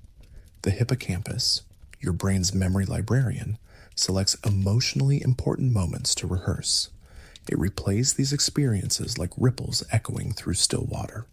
Scientists call this hippocampal replay, but it feels more like a prayer, a soft recitation of what your soul insists is not yet done. Sometimes it's the face of someone you miss, or the words you should have said, or the sound of laughter from a time when you didn't feel so far from yourself. These echoes are not noise, they are navigation. Your dreams are recalibrating your emotional compass, testing how memories feel in new contexts, and deciding gently, silently, what stays and what dissolves. It is in this quiet reshuffling that healing can occur. Without a therapist, without a journal, just your soul rearranging its furniture in the dark. Think of a memory like a musical note. Some are loud, some are faint, but it's the ones repeated in sleep, sung by your dreaming brain, that become symphonies of self. Even a single line from a dream can linger with more power than 100 waking thoughts. Why? Because the dream didn't ask your permission. It simply was, unfiltered by doubt, unafraid of being irrational, unconcerned with what makes sense. This is the strange mercy of sleep. It frees you from the tyranny of coherence. You are allowed to feel without explanation, allowed to remember without a story, allowed to carry meanings that have no words, only weight. That's why some mornings you wake up and feel different, but can't explain why. Something rearranged in you overnight. A scar softened, a weight moved, a thought untied from its anchor. The emotional charge of memory was edited, quietly, kindly, not erased, not rewritten, but reframed. And sometimes that's all healing is. A new frame around the same picture, a gentler angle, a softer light. So much of who you are is sculpted in sleep, not in the dreams you remember, but in the ones you don't. Not in the scenes, but in the silence between them. You are constantly being rebuilt in places you cannot see. Your soul is not static. It evolves each night. And while the waking world demands you be productive, be efficient, be logical, sleep allows you to be tender, to re-inhabit your humanity in its rawest, least performative form. No performance, no mask, no narrative, just you feeling. And that feeling becomes memory. And that memory becomes identity. And slowly, over time, your life begins to carry not just what happened, but how it felt to be you. That's the true archive. Not the facts, but the feelingscape, the inner weather of your existence. Some dreams are thunder, others are fog. Some are just a hush, a dim warmth, like the scent of a forgotten room that still remembers your name. And even if you forget the details, your body remembers. Your breath into your pulse, your posture, they hold the residue. Sleep stains the soul in soft colors, and in the morning you rise not as someone new, but as someone realigned, closer to what you are. So when you drift off tonight, know this. Your brain is not powering down. It's diving in to the deep place where memory is born, where feeling is chosen, where the soul in the circuit writes its quiet truths in code made of color, rhythm, and longing, not for the world, not even for your waking mind, but for the part of you that never sleeps, the witness, the dreamer, the self beneath the story. Maybe you've felt it before, that quiet moment when the whole world exhales, and you're left floating alone beneath a sky that stretches farther than thought. Not heavy, not lost, just stretched, as if your mind is suspended between now and forever. In the darkness of sleep, you become part of that stretch. You're no longer just a body tucked beneath a blanket. You're a field of awareness, a ripple in space, drifting through time. Your chest rises, falls, and with each breath, something ancient whispers.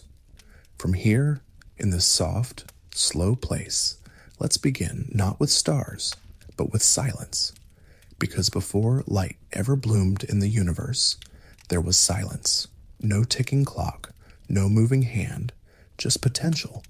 Then, like a breath inhaled after infinite stillness, light exploded into being. The stars were born from that first fire, and so were you. You see, you're not separate from the stars. You are their memory. You are matter that once burned in the heart of a collapsing sun, cooled across eons, and now, tonight, rest beneath a ceiling of constellations. Atoms that once flickered inside a red giant now pulse in your bloodstream. Your body is the universe remembering itself. You are not beneath the night sky. You are the night sky. Your cells spin like galaxies. Your neurons flash like stardust reaching for thought. And when you close your eyes, the same laws that govern planets govern dreams. Gravity doesn't disappear when you sleep. It just grows quieter. Time doesn't stop. It simply bends, and your breath becomes an orbit. In this state, your mind begins to shift its frame of reference, no longer bound by the scale of seconds or inches. It stretches, it warps. You become the size of oceans, then smaller than sound. You are stardust thinking about itself. Have you ever noticed how small your worries seem when you look up? That's not an illusion. That's physics. The brain calibrates emotion against scale. A heartbreak feels immense when you're trapped in your own head. But place that pain beneath a canopy of galaxies, and something changes. Perspective softens suffering. The night doesn't erase your problems. It absorbs them, like a sponge soaking up sound. That's why the stars feel kind, even in their indifference. They're far away, but not unfriendly. When you sleep, you return to that distance, not to escape, but to dissolve. The body forgets boundaries. The ego loosens its grip. And the stretch between stars, that becomes you. You dream in distances. Your thoughts echo across light years. Your memories dance like photons with nowhere to land. You're drifting, not aimlessly, but artfully. Each dream is a constellation. Each flicker of feeling is a gravitational wave, invisible, but deeply real. Some dreams pull you inward, spiraling into old emotions, forgotten voices, or familiar rooms made strange. Others launch you outward, past the limits of self, through surreal landscapes, into the raw texture of the infinite. You are both directions. You are both center and circumference, both spark and silence. Somewhere out there, a neutron star spins 700 times a second. Somewhere closer, a spider web shivers in the breeze. These are not different types of motion, just different rhythms. And you exist in all of them. You are the space between events, the timing between thoughts, the pause before speech, the hush between heartbeats. Time is not a thing that passes you by. It is a thing that you stretch through, like a beam of starlight refracted by a dream. Maybe that's why the night feels endless, not because it lasts forever, but because in sleep, your awareness unknots itself from clocks. You're not keeping time. You're dissolving in it. A falling feather has no schedule. A tide doesn't panic, and neither should you. You're not late. You're not early. You're exactly when you are, and when is not a number. It's a feeling. When you lie in bed at night, the distance between you and a star 10,000 light years away is only perception. You can feel its glow in your bones if you let yourself. You don't have to understand the physics. You are the physics. Your temperature, your pulse, your dreams, they all obey cosmic law. And tonight, that law is soft. A hush falls over your body like snow settling on a field. And somewhere, between one breath and the next, you stretch. You are the night thinking itself into being. The stars don't hurry. They burn in silence. They move in silence. And yet, they shape the future, one photon at a time. In the same way, your smallest thoughts matter. A gentle breath, a fleeting emotion, a vague dream. These are not small things. They are the quantum foam of your inner universe. Tiny fluctuations, invisible to others, but they ripple. They become you. The stars above are not just objects. They are processes, unfolding, collapsing, rebirthing. So are you. You're not a fixed point. You're a rhythm, a pattern in flux. Tonight, as you lie here, unmoving, your mind is turning. Maybe not forward, maybe not backward, but sideways, like a comet gliding at the edge of gravity, pulled but not caught. Have you ever woken from a dream so vast it made waking feel small? That's the effect of touching the stretch. The stretch between stars isn't just distance, it's scale. It's the emotional gravity of awe. It's what happens when you encounter something too large for language, too still for noise. That's what night does. It unframes you. It dissolves the little boxes your day tried to fit you into. You're not your notifications. You're not your unfinished to-do list. You're not the tightness in your chest when you check the time and it's somehow always later than you hoped. Number. You're the gap between time and self. You're the moment before the worry. You're the soft awareness that lingers after the thought dissolves. When you drift into sleep, the stretch widens. You move beyond now. You move beyond you. And in that movement, that gentle, unmeasured falling, you remember something deeper than memory. Not a fact, not a lesson, but a feeling that the universe is not foreign, that it is not out there. It's in here, right now, unfolding through you like starlight caught in a tear. You don't have to chase meaning. You don't have to decode the stars. Just listen. They are not speaking in sentences.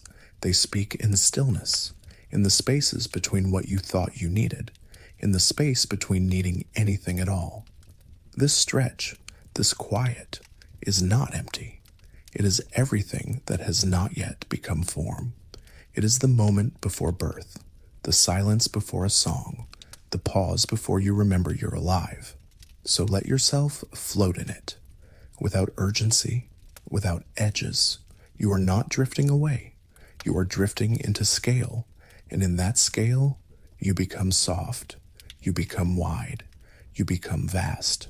If you could zoom out far enough, beyond the edges of the solar system, past the silence of Neptune's blue hush, beyond the humming void between galaxies, you'd see it, not a picture, not a place, but a pattern, a soft, woven structure that connects the tiny to the titanic, your heartbeat to a solar flare, your sigh to the tail of a comet, your sleep to the dark matter web of the universe, because the cosmos doesn't scale by size alone, it scales by resonance. The trembling of an atom can echo the collapse of a star if you're still enough to hear it. And in sleep, you, the dreamer, become a receiver, a satellite for forgotten signals, a quiet interpreter of ancient, drifting truths. The breath you just took, Its oxygen is older than language, its molecules forged in stellar furnaces billions of years ago. There is no such thing as ordinary breath, just as there is no such thing as just another night. This stretch between stars, it is not somewhere else.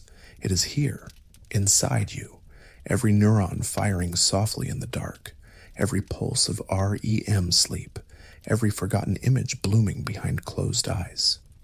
This stretch is a reminder that you were never meant to carry it all, that smallness isn't weakness, it's clarity. The stars aren't asking you to solve the universe. They're inviting you to belong to it, to feel your place, not as something earned, but something remembered. Somewhere in your chest, a memory stirs, of being vast before you were human, of drifting before you had a name. And that memory, it doesn't speak. It hums, like distant light traveling a billion years to touch your skin. You don't need to understand it. You just need to rest in it. Tonight, as sleep rises around you like gentle waves, let the stretch take you. Let it soften the shape of your worries. Let it widen your sense of time. Let it dissolve the illusion that you're separate from the stars. Because you're not. You are a ripple in the fabric of it all. You are a lullaby hummed by the cosmos to itself. You are starlight remembering how to dream. And tonight, you're home. In your dreams, you do not walk. You appear. You arrive without movement. You become without warning. One moment you're in your bedroom, the next, a train station with no trains, a corridor made of mirrors, a forest made of velvet. And somehow, you know the way, not with maps or memory, but with a kind of dream compass stitched into your chest. Have you noticed? In dreams, distance obeys feeling, not feet. You travel by longing. You teleport by emotion. You arrive somewhere new the moment your soul decides it's time. And yet, you're always you, even when your face is different, even when you're a child again, even when your voice has vanished, or you're floating 6 inches off the ground. You never question it, not deeply, not while dreaming, because the truth of you isn't tied to what you see. It's something else, something quieter, something that doesn't need to make sense to be real. Who are you when you're not awake? You're not your name. Dreams often forget that. You're not your body. It changes without asking. You're not your past. It flickers like bad reception. But there's something that holds. A thread. A hum. A continuity not of logic, but of presence. It's the part of you that remains when time melts and space folds in like origami. It's the part that recognizes a stranger in a dream and knows they've always loved you, even if you've never met. That dream logic, where recognition is instantaneous and certainty comes without proof, that's not error. That's memory from another dimension. Because in the language of dreams, truth doesn't need evidence. It needs resonance. You don't analyze, you feel, you don't measure, you know. And in that knowing, you continue. Even as the world around you warps, you remain. Even as you fall from buildings, or breathe underwater, or wake up twice before waking, you remain. Your sense of self, your emotional anchor, it holds you steady. In fact, you've probably died in a dream before, fallen endlessly, been erased, watched yourself from the ceiling, watched yourself turn into someone else. But the you that watched didn't vanish. You were still there, conscious, somewhere, somehow. And that should tell you something. That whatever you is, it's not trapped in your skin, not locked in your eyes, not bound to your breathing. You are not the body dreaming. You are the dreamer remembering the body. And in the dream world, distance isn't real. Neither is gravity. Neither is time. So what is? Emotion, intuition, the shape of longing, the echo of memory. Those are your coordinates in dreams. Those are your constants. So when your dream self steps from a desert into a cathedral, or becomes a bird mid-sentence, or kisses a stranger who speaks in flowers. You're not losing yourself. You're finding a different version of it, a different reflection in the mirror of imagination. And that mirror doesn't break when you wake. It just dims. It waits. You lie still beneath your blanket. But in the dream, you've already walked across oceans. You've stepped through doorways that didn't exist a moment ago and will vanish again when you turn around. The dream makes no promise of physics. It promises only this. You will be where your heart points, even if your eyes haven't caught up, even if your body never moves. And somehow that doesn't feel strange. It feels familiar, as if the waking world, with its roads and rules, is the one that's pretending. Have you noticed how space in a dream feels like a suggestion? The hallway stretches when you're afraid. The house keeps unfolding into new rooms. You try to run, but the floor melts. You open a door and find a memory. Distance isn't measured in steps. It's measured in meaning. How far you go is determined by how much you need to arrive. You don't travel through dream space like a person. You travel through it like a soul, like a signal, like a story shifting form to find its next chapter. And the places you go, they're made of you. That beach with no tide, it's your forgotten childhood summer. That windowless tower, it's your anxiety given architecture. Your dream world isn't separate.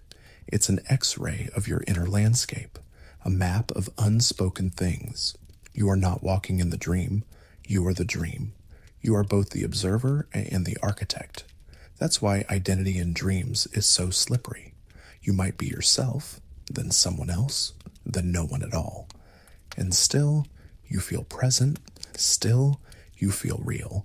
Because you is not a name tag, not a biography, not a list of traits and habits. It's awareness. It's attention. It's the thread that runs through all the shapeshifting, all the teleporting, all the chaos, and still says, I'm here. That thread, that continuity, it isn't physical. It isn't chronological. It's emotional. It's the part of you that recognizes you, even when everything else is unrecognizable. That is why you don't need a body to exist.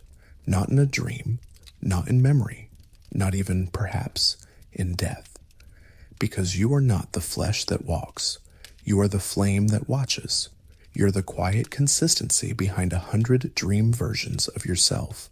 Some fragile, some fearless, some forgotten the moment you wake. And yet they all carried your echo, your rhythm, your emotional fingerprint, even when you're a shadow with no voice, even when you're a wind blowing through a city of clocks, even when you forget your name, forget the sky, forget the plot. You don't forget you, not really. Not the you that feels, not the you that knows when something matters, even if it's never happened before, even if it makes no sense at all, because meaning doesn't need reason to exist. It just needs recognition. There's a moment in dreams, quiet, small, when the setting changes, but your heart doesn't flinch. You're in your old school. Then suddenly, you're in a forest, barefoot. But somehow, you keep walking, as if you knew it was coming. There's no alarm in the shift. No, how did I get here? Because something deeper than logic is guiding you. Billions of neurons, like stars flickering across the night sky of your mind, are speaking to one another, strengthening connections, letting others go. This is neuroplasticity, and it's not poetry. It's physics in your flesh. You are not a fixed thing. You are possibility in motion. Every thought you have, every dream you drift through, is part of the rewiring. New pathways emerging, old ones dissolving like footprints in soft rain. Think of all the things that happened today, the emotions, the doubts, the unspoken fears, the silent joys. While you sleep, your brain is sorting them, like a librarian, placing each moment on the correct shelf. Some are filed away, some are rewritten, some are quietly let go. It's not forgetting, it's refining. Your memory is not a hard drive, it's a living forest. And sleep is the season of gentle pruning. You are being edited, not erased. And the editor is wise. There's a rhythm to your dreams. Rapid eye movement, REM, the theater of inner truth. Your eyes twitch not in chaos, but in choreography. Your brain is alive in ways we still don't fully understand. But what we do know is that while you drift, your mind is rehearsing alternate futures. It plays scenes of loss, so you can wake up more resilient. It creates impossible events, so your creativity stretches. It imagines conversations you never had, so your heart learns what to say when it finally gets the chance. This isn't magic. It's biology tuned to the poetry of your life. Your hippocampus, your amygdala, your prefrontal cortex, they dance in cycles of transformation. And beneath it all, your body listens. Melatonin guides your sleep. Growth hormone rebuilds you. Leptin and ghrelin balance appetite. Cortisol resets stress. Oxytocin soothes the soul. This isn't just chemistry, it's ritual, the ritual of rebirth. You close your eyes, but your system opens its arms to change. Sleep doesn't pause your life. It guides it forward. You are healing. You are learning. You are growing. In silence, in stillness, in shadows. And this is the truth most people miss. You are not static. Even in deep rest, you are becoming. You may feel stuck, but your biology disagrees. You may feel broken, but your cells are in conversation. You may feel lost, but the maps are being redrawn while you sleep. You're not just dreaming, you're reorganizing reality. Not the outer world, but the inner one. The one that decides how you see, how you speak, how you live. This is sacred work, and it happens every single night without your permission, but always for your sake. You may think you'll wake up the same tomorrow, but that's just the illusion of memory. You're not waking up. You're arriving at a new version of yourself, one stitched together from all the moments you thought were meaningless, from tiny heartbreaks and subtle insights, from passing smiles and whispered regrets. All of it mattered. All of it was raw material for becoming. Last night, your brain restructured synapses you didn't even know existed. Your body corrected tiny imbalances. Your mind rehearsed new emotional responses. Your nervous system remembered how to feel safe again. So no, you're not the same as you were yesterday. And that's not something to fear. That's the rhythm of nature. The tides don't ask permission to shift. The moon doesn't apologize for waxing and waning. Why should you? Change is not chaos, it's choreography. Your breath slower now. Your heart softer. Your mind quieter. This is not weakness. This is your return to the source, to the self that is never finished, never fixed, never final. You are not who you were 5 years ago, not even 5 weeks ago. You are stories rewritten, cells replaced, perspectives broken and rebuilt. And in sleep, that transformation accelerates. In dreams, you are free to confront, to rehearse, to dissolve, to meet shadows without consequence, to grieve without resistance, to imagine without limitation. And from that inner theater, you rise, not into certainty, but into motion. Life is not a ladder. It's a spiral. You pass the same lessons, but each time with new eyes, new resilience, new softness. This is how you evolve, not in grand gestures, but in subtle shifts, in a single breath taken without tension, in a memory that no longer hurts, in a moment when you say, I see things differently now. That is change. That is power. That is sleep. So tonight, as you lie there, know this. Your stillness is sacred. Your silence is loud with becoming. Your rest is not escape. It's return to the deeper self, the softer self, the one who knows that surrender is not giving up. It's giving in to the flow of what you're becoming. Sleep is not absence. It's the womb of transformation. You are never not changing, and that is the most beautiful truth of all. There is a moment, Just before sleep fully takes you, where the world seems to pause, the stars blink slower, the weight of your thoughts grows lighter, and time exhales. You feel it, don't you? That subtle surrender, as if everything, your muscles, your memories, even your questions, begin to unravel into a single sigh.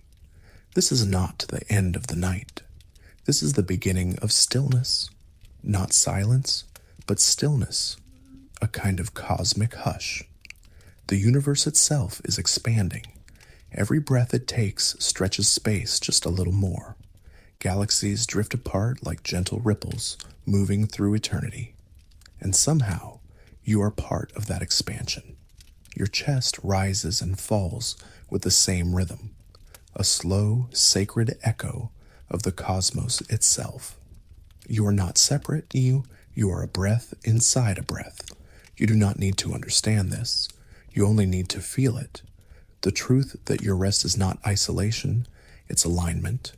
You are becoming one with the rhythm of stars, with the heartbeat of nebulae, with the sigh of distant moons, with the hush that falls across sleeping planets, where winds whisper through empty craters and time moves like fog.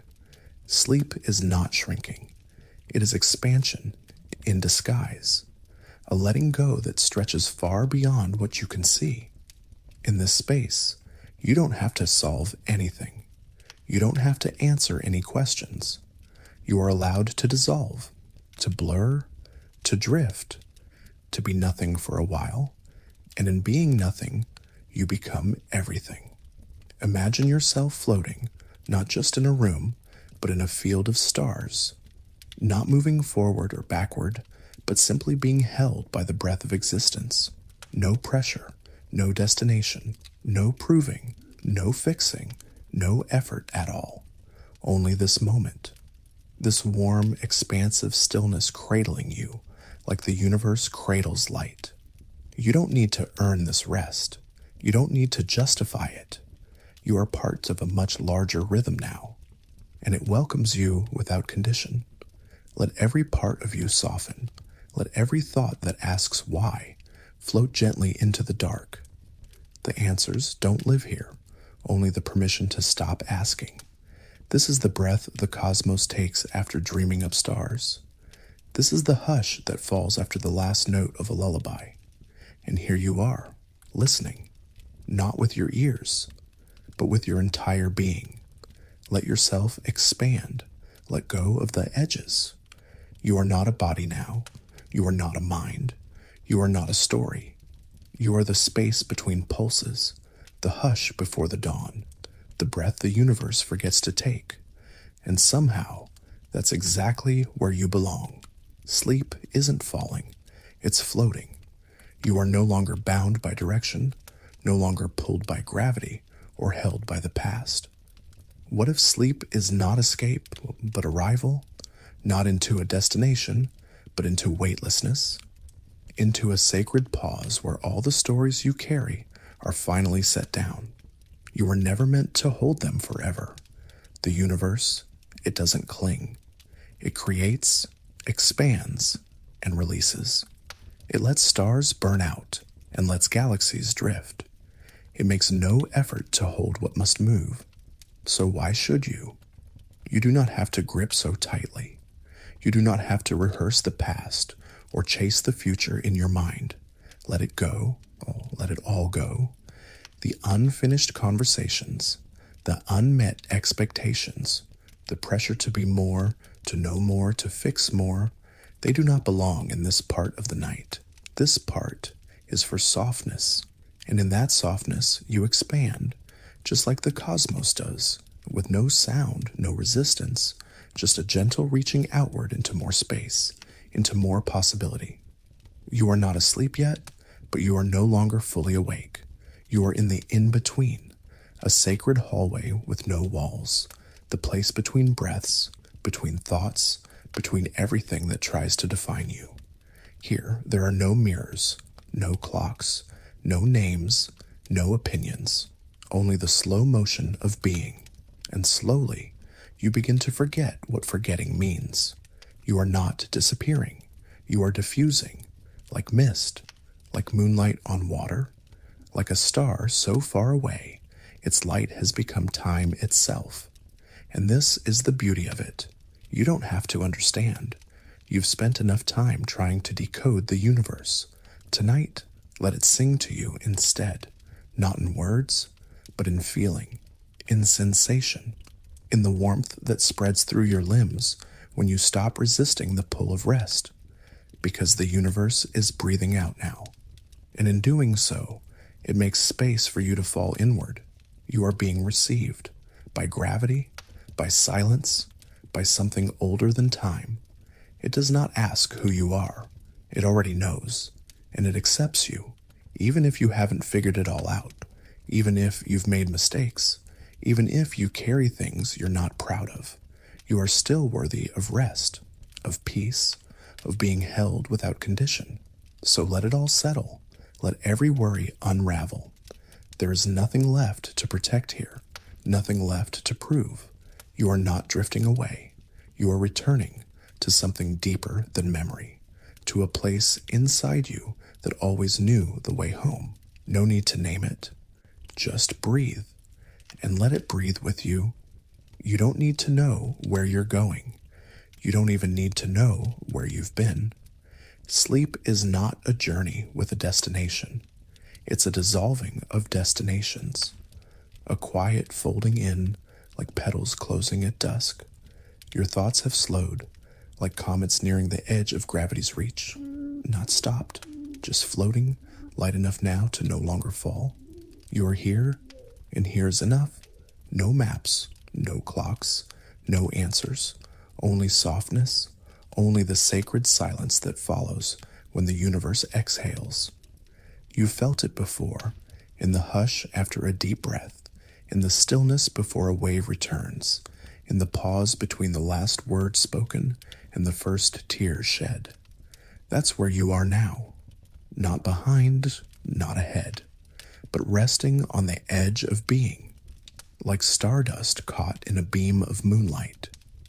You do not need to fix yourself tonight. You do not need to understand. You do not need to achieve peace. You only need to allow it. Let the bed beneath you feel like the curve of a planet. Let your breath echo the tides. Let your mind settle like dust returning to the quiet floor of space. There is nothing more sacred than this surrender. You do not need permission to rest. You do not need to be tired enough or worthy enough. The night takes you as you are. And in this final softness, you become the breath. You become the pause. You become the moment when even the stars sleep.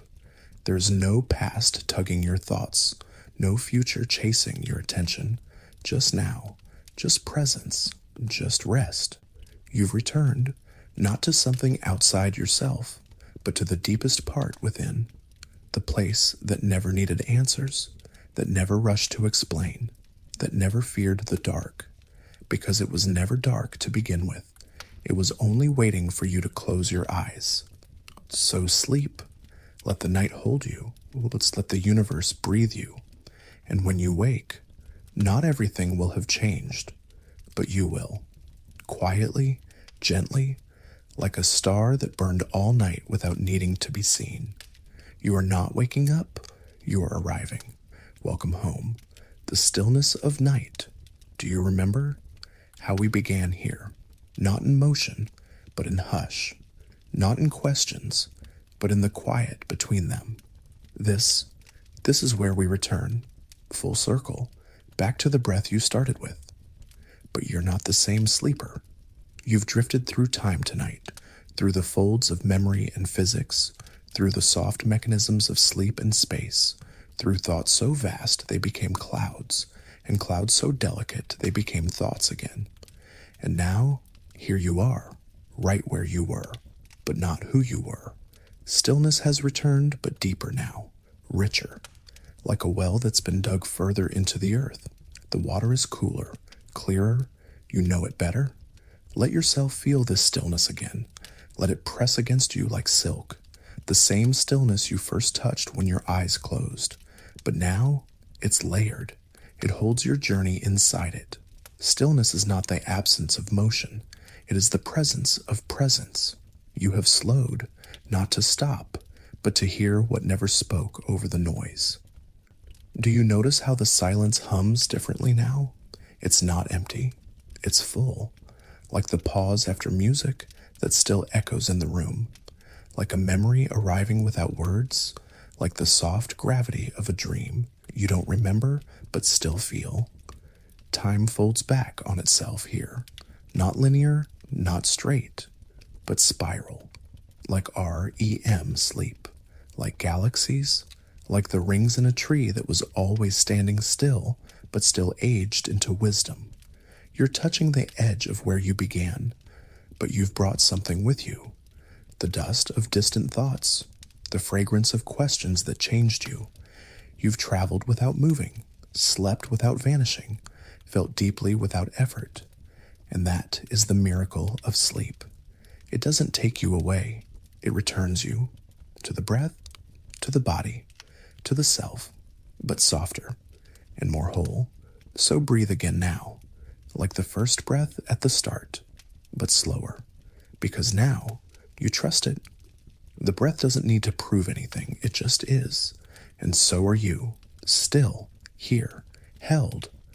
The night hasn't ended, but your spiral has brought you back to the opening of the door you once stepped through. And now you see the handle differently. It was never a door to somewhere else. It was a mirror. To see yourself again, after letting go. You've made it back, not by pushing, but by softening, not by knowing, but by feeling. And now you're almost ready to wake, but not yet. Let yourself stay here just a little longer, in this loop that never left you. There's a peculiar truth about spirals. They bring you back to the same place, but from a different height, a different layer. You're not looping, you're ascending inward.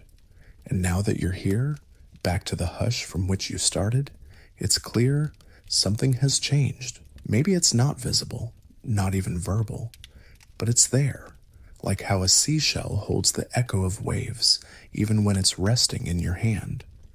You've slept through storms of thought tonight, cosmic winds, emotional weather systems. You've visited the edge of what the universe remembers and the hidden codes your own neurons write while you're not watching. And now, the stillness holds those journeys gently inside it. You don't need to name them. You don't need to understand them.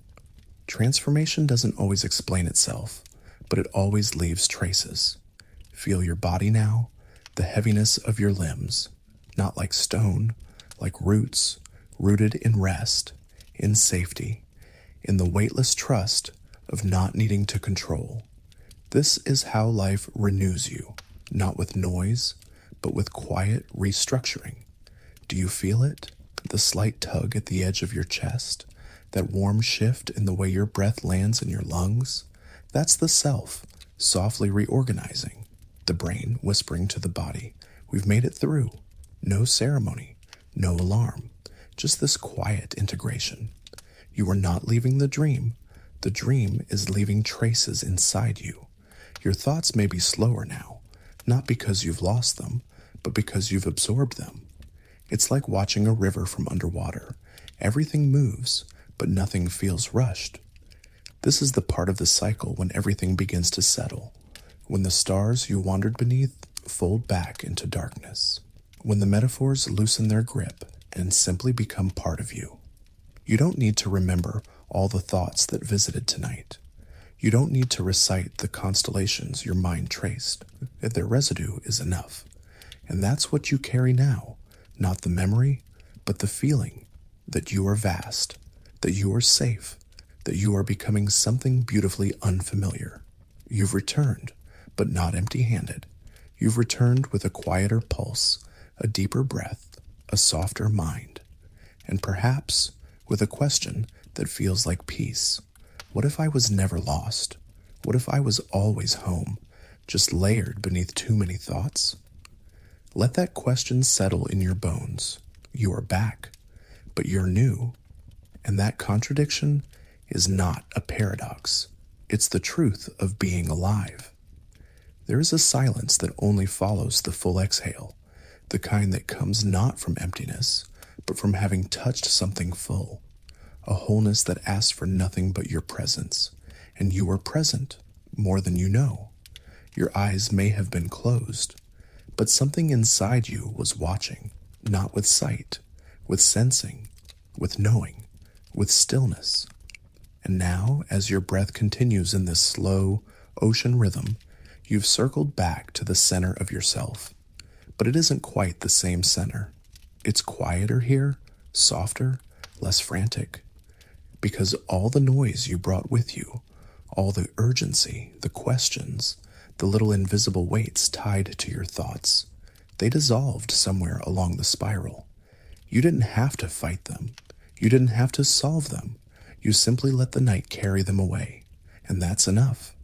You have returned not by undoing yourself, but by becoming more truly you than before. Sleep does that. It doesn't erase. It doesn't fix. It integrates, like moonlight soaking into still water. No splash, just absorption, effortless and complete. You are not the same person who pressed play on this journey.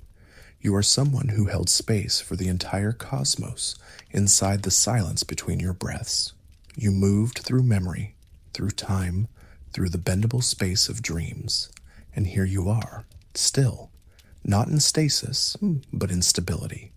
Not frozen, but finally flowing without needing to steer.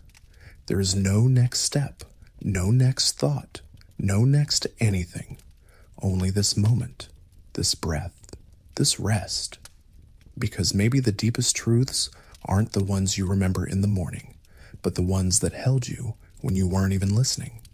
And tonight, those truths are curled gently inside your chest, soft as stardust, certain as gravity, silent as love.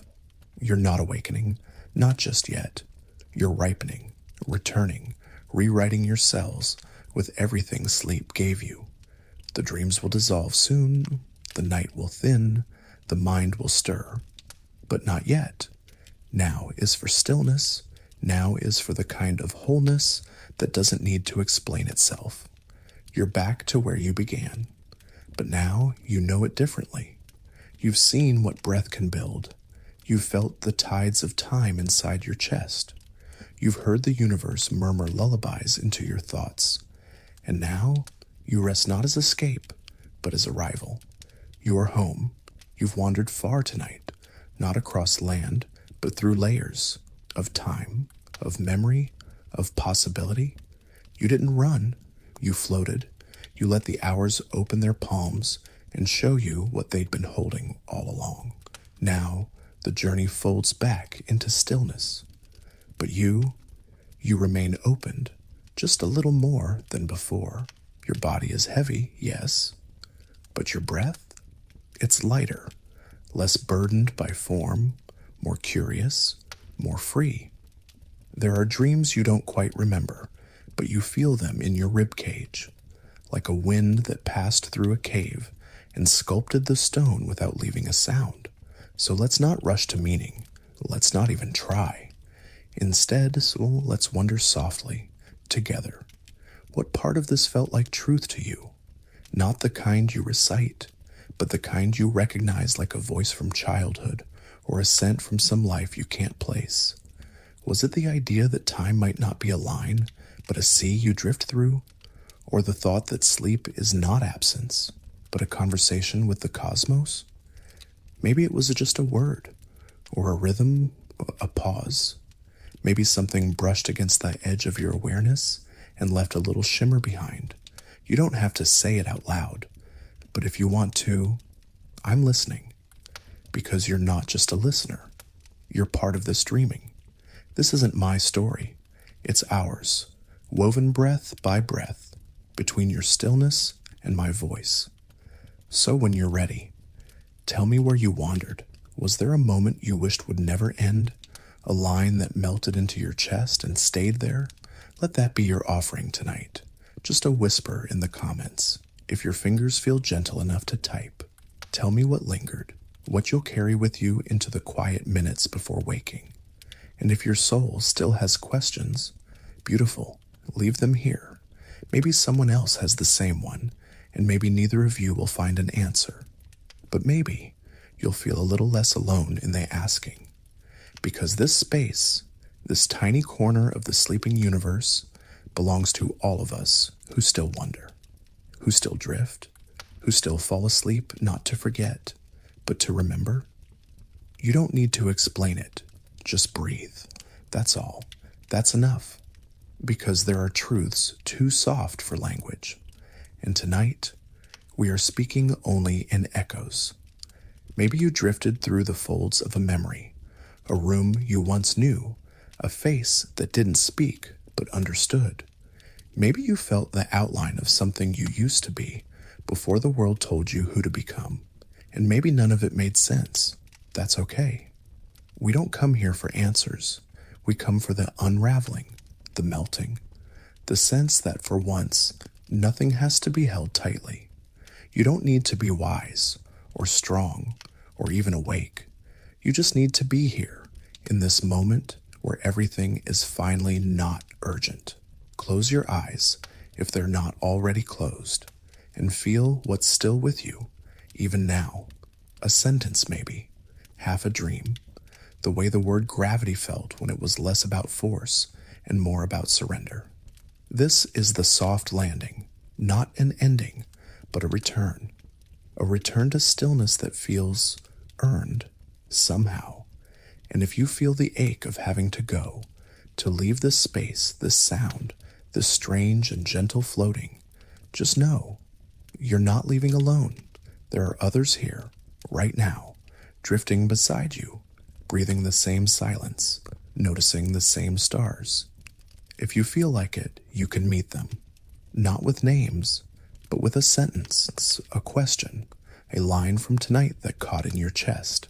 Leave it below, let it be a lantern. Someone else may pass by in the dark and see it glowing, and think, someone else was here.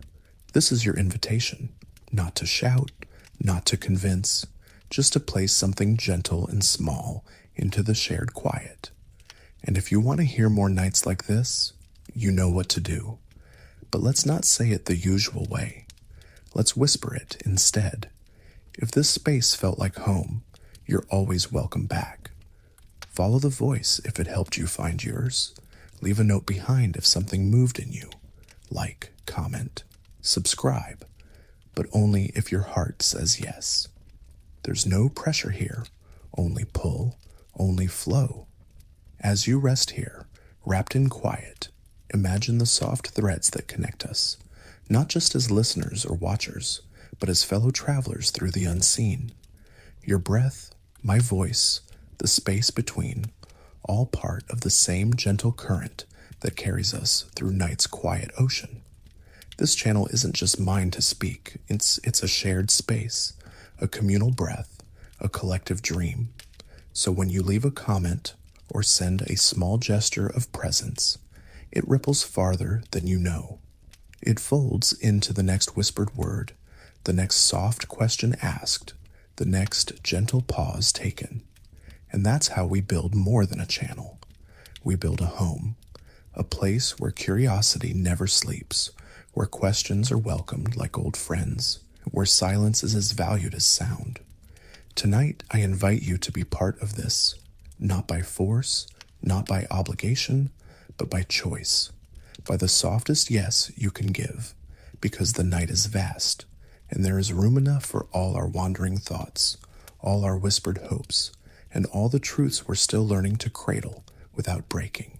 If this feels like a home for your soul, if this voice feels like a guide on the edge of your own dreaming, then stay, not loudly, but softly, like a breeze that bends the grass without uprooting it.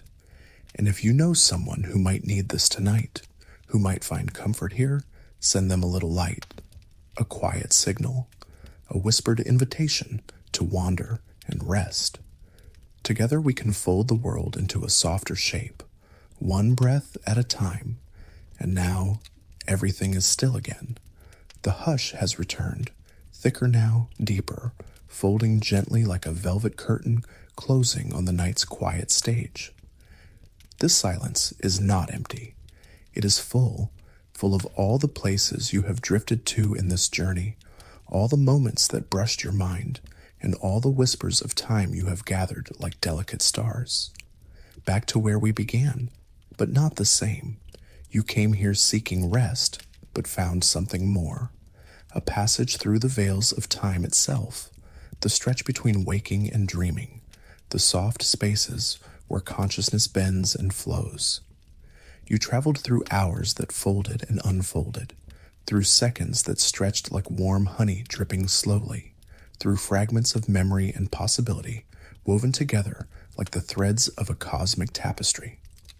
You have touched the stillness at the heart of motion, felt the pulse of time's rhythm beneath your skin, not as a ticking clock, but as a living breath, a pulse that swells and falls, guiding you gently toward the edge of awareness.